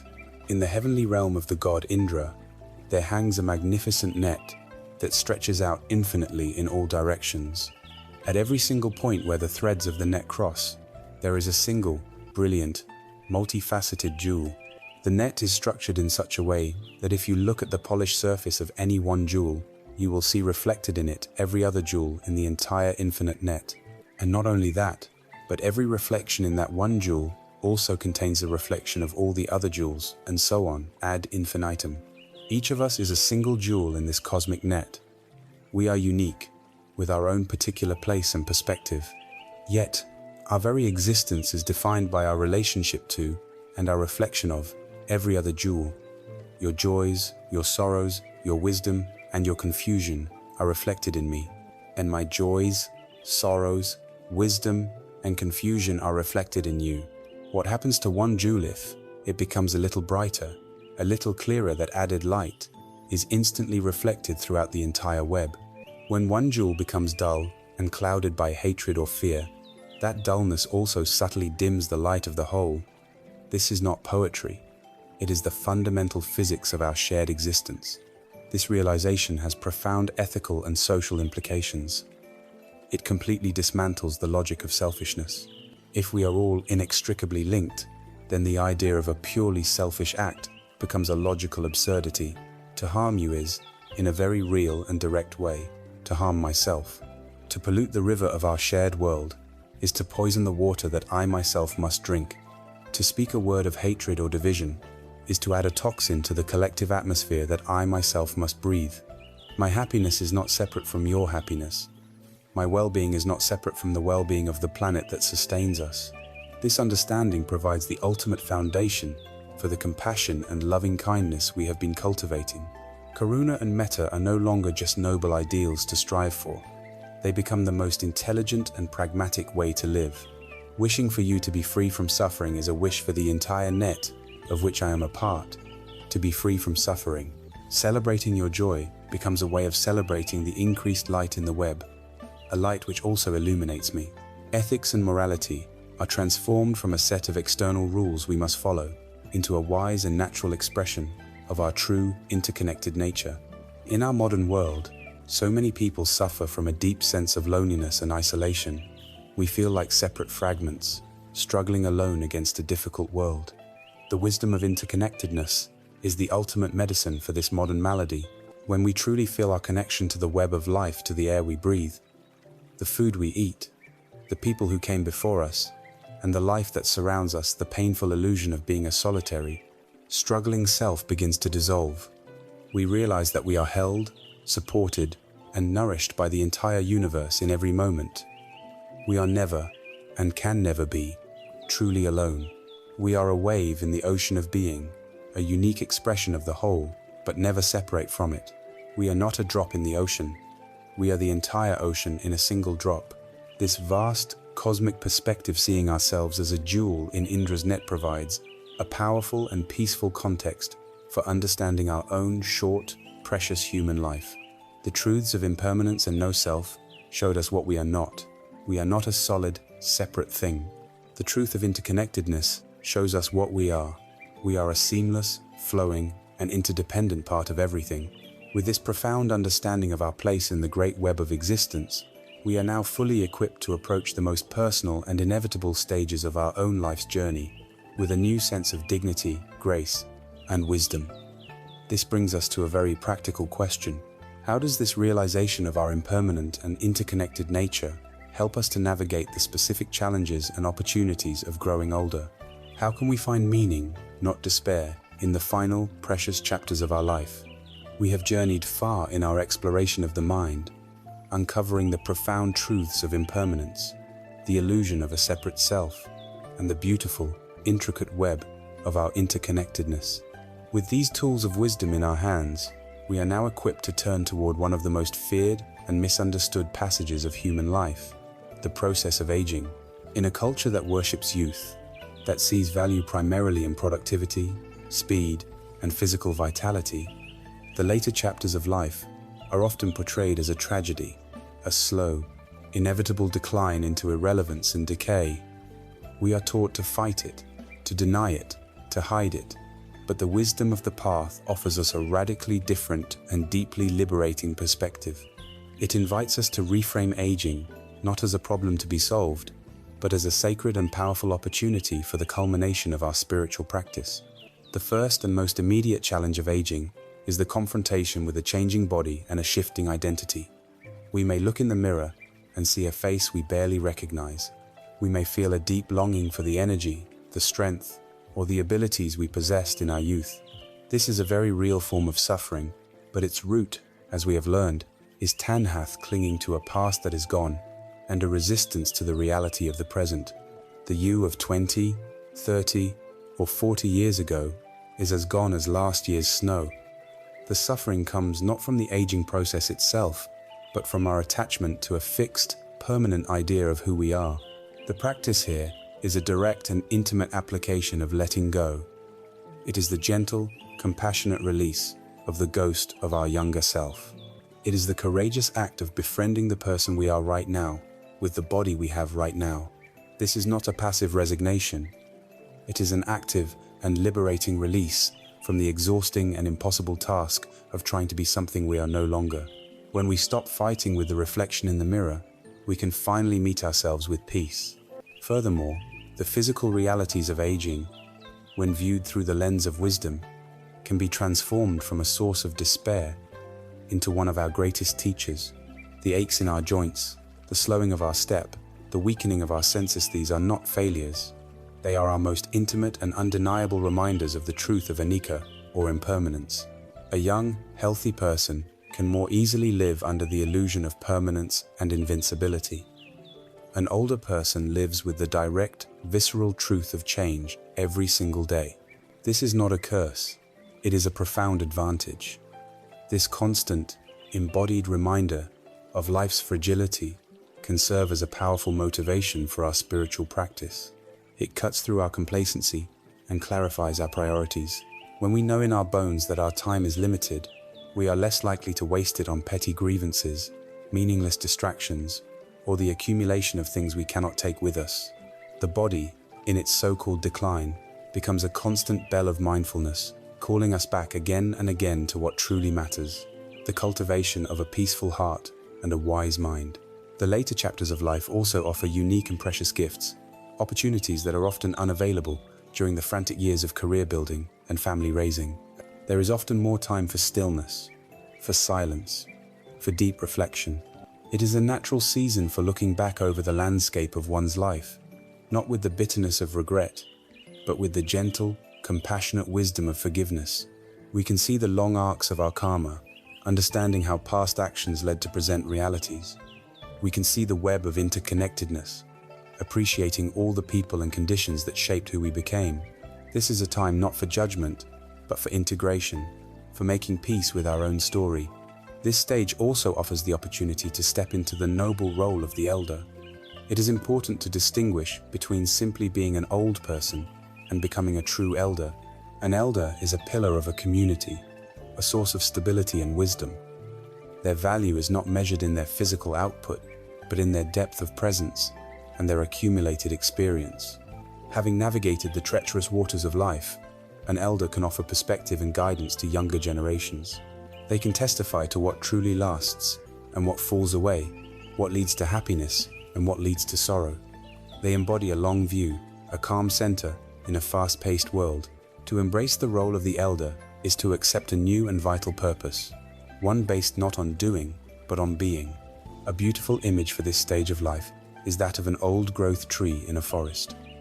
A young sapling is smooth, supple, and flexible, but the ancient tree is something else entirely. Its trunk is gnarled and weathered, its bark thick and deeply furrowed.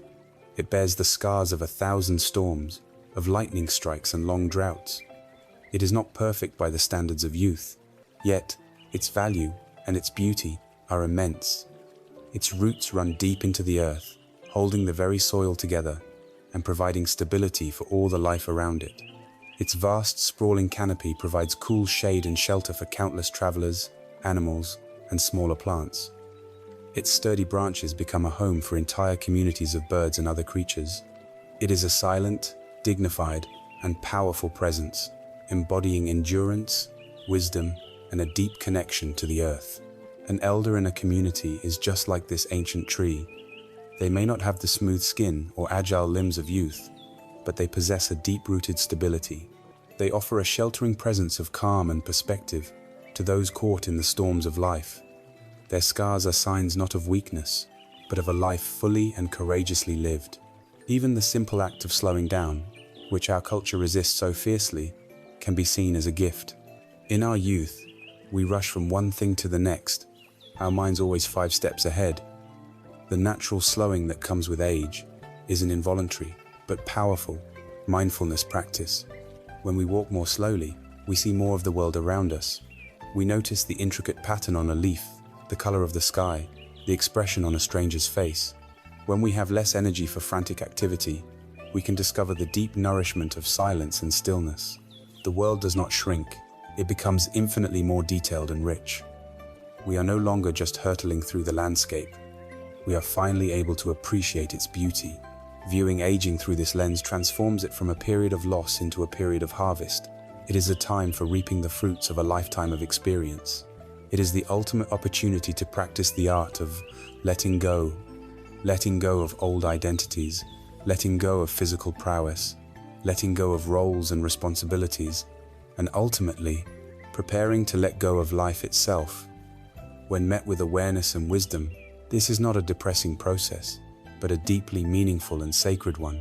It is the final, intimate culmination of our journey on the path. And so, this graceful acceptance of the aging process leads us directly to the threshold of the final mystery. By learning to meet the small deaths of daily life, the letting go of our youth, our roles, our attachments, we are in training for the great letting go that awaits us all. Having found a way to meet the autumn of our life with grace, we must now turn our attention to the winter.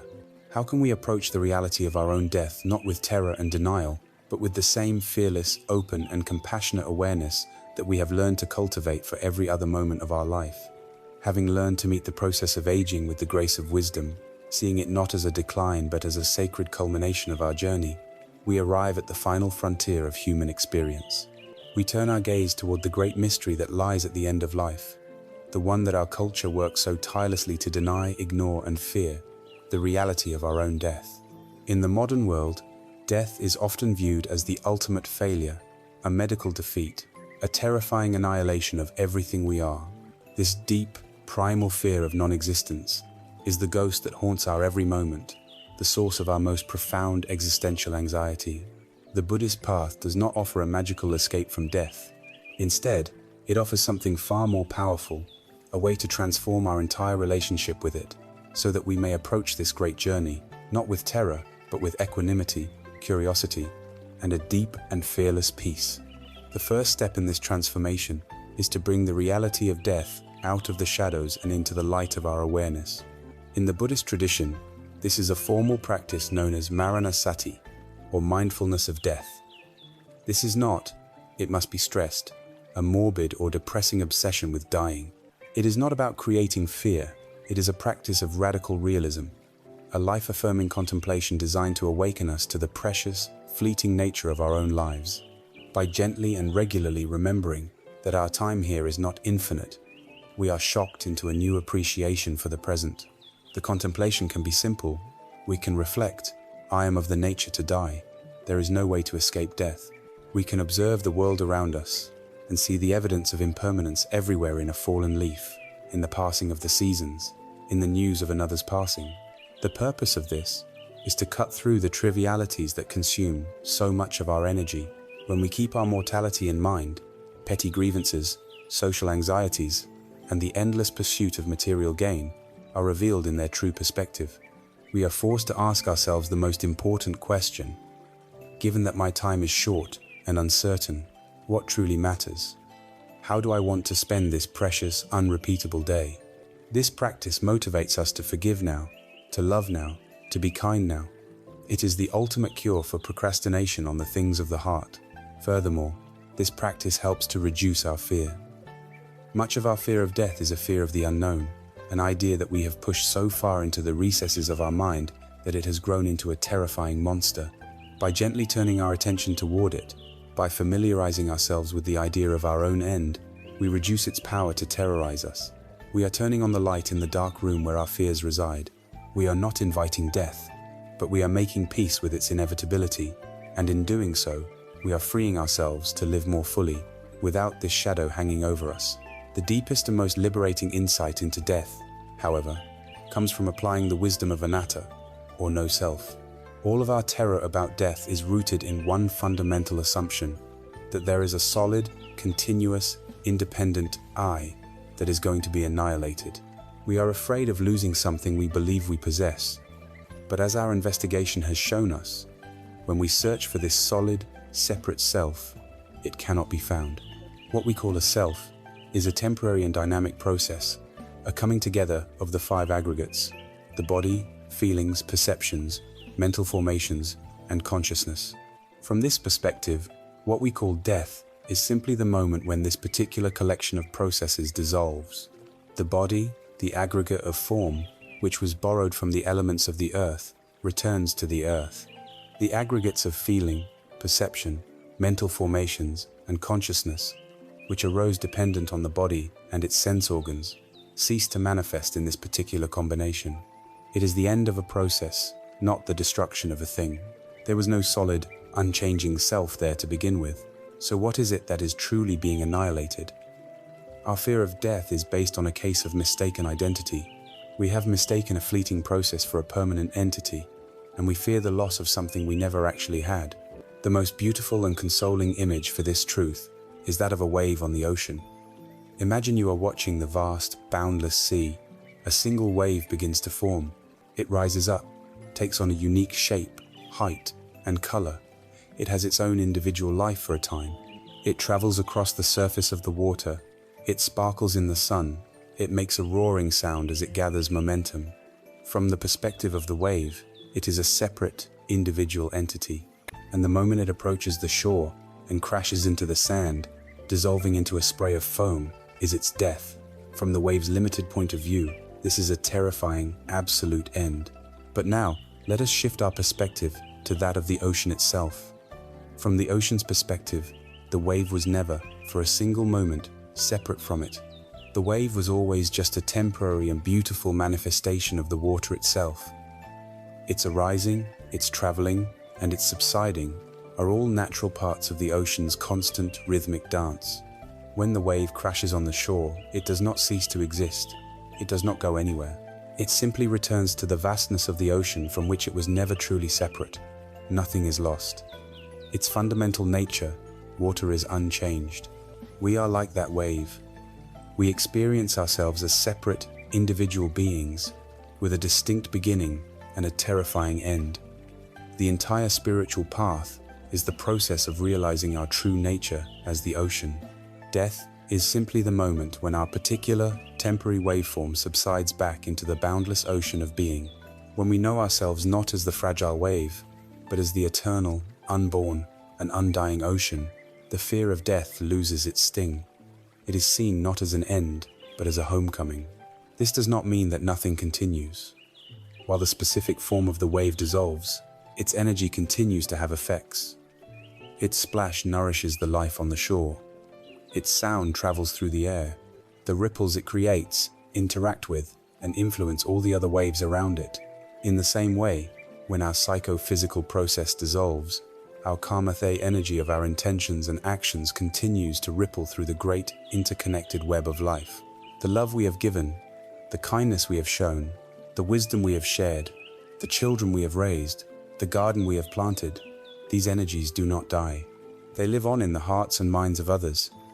They continue to condition the world in seen and unseen ways. Our true legacy is not a name carved on a stone. It is the quality of the ripples we have left behind in the ocean of existence. With this profound understanding, how then should we prepare for our own great journey? The answer is simple and deeply practical. The best preparation for a good death is a good life. There is no secret mantra or ritual to be learned at the last minute. The work is being done right now. Firstly, we live fully in each moment. The practice of mindfulness is, in essence, a training in dying. In every moment, we are dying to the past in order to be born fresh into the present. We are constantly practicing the art of letting go of one moment to receive the next. If we have trained ourselves to meet each small ending with acceptance and presence, the final, great ending will not be such a terrifying stranger. We will have been rehearsing for it with every mindful breath we have ever taken. Secondly, we live a life of virtue and kindness. A life lived with integrity, honesty, and compassion leaves few regrets. The great anxieties that often surface at the end of life are the ghosts of our unresolved conflicts and unskillful actions. By practicing right speech, right action, and right livelihood now, by healing our relationships and acting with a good heart, we are cleaning our inner house. A heart that is not burdened by remorse is a heart that can face its end with profound peace. Finally, we cultivate a calm and stable mind through our meditation practice. We develop the capacity to rest in the sky-like nature of awareness itself, which, as we have seen, is not born and does not die. This spacious awareness becomes our ultimate refuge. When the body is failing, when the senses are fading, when the mind is confused, we can learn to rest in that which is aware of it all, the vast, open, and peaceful knowing that is our true nature. This is the greatest gift we can give ourselves. To approach death with wisdom, then, is not to be morbid. It is the ultimate expression of a deep love for life. It is the recognition that the beauty of a flower is inseparable from its fragility. It is the understanding that the preciousness of this moment is defined by the fact that it will not last forever. By courageously and compassionately facing our own mortality, we liberate ourselves from our deepest fear, and in doing so, we are finally free to live with an unparalleled sense of purpose, passion, and peace. And this brings us to the culmination of our entire journey. If it is possible to find peace with aging, and even with the great mystery of death, then surely it must be possible to find this ultimate peace, this liberation, not in some distant future or heavenly realm, but in the ordinary, precious, and unfolding moments of our life, right here and right now. Our journey together has taken us through the great landscapes of the human condition. We have faced the truth of our own disquiet, uncovered its roots in our clinging mind, and walked the path of practice, cultivating wisdom, compassion, and mindfulness. We have learned to find grace in the process of aging and to approach the great mystery of death, not with terror, but with a peaceful and open heart. And now, we arrive at the culmination of this path, the ultimate destination which, paradoxically, is not a destination at all. We arrive at the understanding of nirvana. In the spiritual marketplace of the modern world, the word nirvana has been imbued with all sorts of fantastical meanings. It is often imagined as a kind of blissful, otherworldly paradise. a heaven filled with eternal light and pleasure that one enters after a lifetime of striving, or perhaps after death. It is seen as the ultimate escape, the final reward for a life well lived. But this conception, while appealing to our desire for pleasure and permanence, is a profound misunderstanding of the Buddha's original teaching. To grasp the true meaning of nirvana is to let go of these fantasies and embrace a truth that is far more subtle, more immediate, and infinitely more liberating. The word nirvana in the ancient Pali language literally means to extinguish, or to blow out, like snuffing out a candle flame. This immediately begs the question, what is it that is being extinguished? It is not life, it is not awareness, it is not the self, for we have already seen that a solid, separate self is an illusion. What is extinguished are the very fires that have caused all our suffering. What is blown out are the three great poisons that fuel the fever of our discontent. The fire of greed, which is the relentless craving and clinging for more. The fire of hatred, which is the burning energy of aversion, anger, and ill will. And the fire of delusion, which is the deep, smoky ignorance of not seeing reality as it truly is. Nirvana is the state that remains when these fires have ceased to burn. It is the profound and unshakable peace that is revealed when the internal war is finally over. Imagine having lived your entire life with a high fever. You have become so accustomed to the heat, the agitation, the delirium, and the ache that you believe it is your normal state. Then, one day, the fever breaks. A profound and wonderful coolness spreads through your body. The delirium clears, the agitation subsides, and a deep, restful peace takes its place. This coolness, this clarity, this peace, this is nirvana. It is not something you have added or achieved. It is the natural, healthy state of your being that was simply obscured by the sickness. Nirvana is the coolness of a mind that is no longer burning with the fever of wanting and resisting. What does this state of being feel like? It is not, as is often imagined, a state of perpetual, ecstatic bliss. Emotional highs are, by their nature, impermanent, and the attachment to them is just another form of clinging. The peace of nirvana is far more stable, subtle, and profound. It is a state of deep equanimity, an unshakable balance of mind that is no longer thrown off course by the changing winds of life. The 8 worldly winds, as they are called, pleasure and pain, gain and loss, praise and blame, fame and disrepute, continue to blow. But the liberated mind is like a great mountain, which remains steady and unmoved by even the most powerful gale. It is a state of supreme clarity. The muddy water of the mind, once constantly churned by the currents of desire and fear, has finally settled completely. The mind becomes like a perfectly still, clear lake, reflecting the sky, the trees, and the moon, exactly as they are, without distortion or bias. This is the culmination of right understanding, seeing reality with a perfectly clear and unobscured lens. Above all, it is a state of ultimate freedom. This is not the childish freedom to do whatever our impulses dictate. That is a form of slavery. This is the freedom from our impulses. It is the liberation from the tyranny of our own reactive, conditioned mind. It is the end of being a puppet, jerked around by the strings of every like and dislike. A pleasant experience arises, and it is enjoyed fully, without clinging.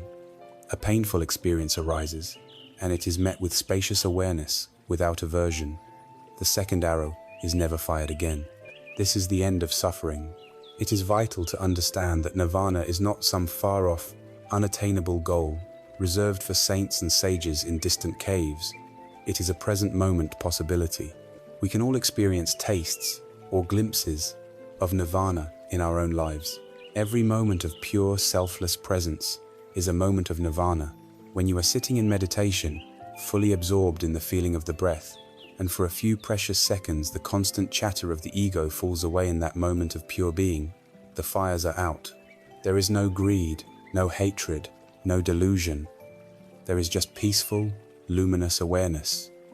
That is a taste of nirvana. When you perform an act of pure, uncalculated generosity, with no thought of reward, the fire of greed is extinguished, and in that moment of open-hearted giving, you touch nirvana. When you are able to meet a difficult emotion with the full, compassionate acceptance of the rain practice, and you feel the struggle cease, that is the coolness of nirvana. It is not somewhere else. It is the peace that is always available right here, when the causes of suffering are absent. There is a famous Zen story that beautifully illustrates how this profound state manifests in an ordinary life. A student asks a great Zen master, "Venerable Sir, what was your life like before you attained enlightenment?" The master replies, "Before I was enlightened, I was often quite miserable. When I chopped wood, my mind would be thinking about the water I needed to carry. When I carried water from the well, my mind would be complaining about my aching back and the wood I still needed to chop. Before enlightenment, chop wood, carry water." The student then asks, "And what is your life like now, after enlightenment?" The master smiles. After enlightenment, he says, "Chop wood, carry water." The profundity of this story is immense. The outer circumstances of life do not necessarily change. We still have to engage with the world. We still have responsibilities. We still have to eat. We still have to sleep. The great transformation is entirely internal. The change is in the quality of awareness that we bring to our activities. Before enlightenment, the act of chopping wood is a chore, a means to an end, and the mind is lost in a painful dream of the past and future. After enlightenment, when you chop wood, you just chop wood. Your entire being is present for the feeling of the axe, the smell of the wood, the rhythm of the movement. The act itself becomes a meditation, a joyful and complete expression of being alive in that moment. Liberation is not about escaping our life. It is about learning to be fully present for it, with a free and peaceful heart.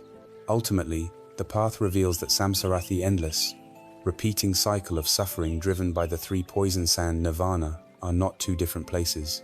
They are two different ways of seeing the very same reality. When we look at the world through the clouded, distorted lens of greed, hatred, and ignorance, our experience is samsara. When that lens is wiped clean by wisdom and compassion, we see the world as it truly is, and our experience is nirvana. The transformation is not in the world, it is in the seer. And so, our long search for peace, which began with a feeling of deep unease and a desire to find something better, comes full circle. We discover that there was nowhere to go, nothing to acquire, and no one to become. The peace we were so desperately seeking was our own true nature, the luminous sky of the mind, which was here all along, patiently waiting to be discovered beneath the clouds of our own conditioning. The path is not about becoming a superhuman or a saint. It is simply about becoming a truly, sanely, and fully human being free, to live this one, precious, ordinary life with the incredible peace of an open heart and a quiet mind. We have traveled a long and quiet road together, a journey that began in the dead of night with the feeling of a mind burdened by the past and anxious about the future. We began with the honest recognition of our own disquiet, the subtle and pervasive suffering that colors so much of our lives. From there, we journeyed to its source, uncovering the clinging and craving of our own minds as the root of our discontent. We saw that the path to freedom was not to be found outside of ourselves, but within. We learned to walk the eightfold path, a holistic blueprint for a life of wisdom, ethical conduct, and mental clarity. We stood before the great flowing river of impermanence and found freedom in letting go. We looked for the solid, separate self and found only a beautiful, empty, interconnected dance. We learned to welcome the unwanted guests of our most difficult emotions, meeting them not with fear, but with the boundless compassion of an open heart. We learned to forgive, to set down the heavy stones of our past, and to discover the profound wealth hidden in the simplicity of this very moment. And finally, we saw that nirvana, the ultimate peace, is not a distant heaven, but the present reality of a mind that has ceased its inner war. If there is one essential truth to take with you from this journey, let it be this: peace is not the absence of storms in your life. The storms will always come. There will be loss, there will be sickness, there will be change. Peace is the discovery of an unshakable shelter within your own heart. It is the ability to find the quiet, calm center in the very eye of the hurricane. The purpose of this path is not to manipulate the world into conforming to your wishes. It is to so profoundly transform your relationship with the world that you can meet its joys and its sorrows with the same steady, open, and unbreakable equanimity. Your freedom is not contingent on what happens to you. It is contingent on the wisdom and compassion you bring to what happens. Know that the tools for this transformation are already in your possession. You do not need a special building, an elaborate ritual, or a new set of beliefs. The capacity for mindfulness, for kindness, for wisdom is your human birthright. This entire journey, this entire path, begins and ends in a place that is always accessible to you, the sanctuary of the present moment. It begins with the simple, miraculous feeling of a single conscious breath. Inhaling, you know you are inhaling. Exhaling, you know you are exhaling. In that one simple moment of pure presence, you are free. You have come home. The architect of your own peace is you. The materials are within you. The time to begin building is, and is always, right now.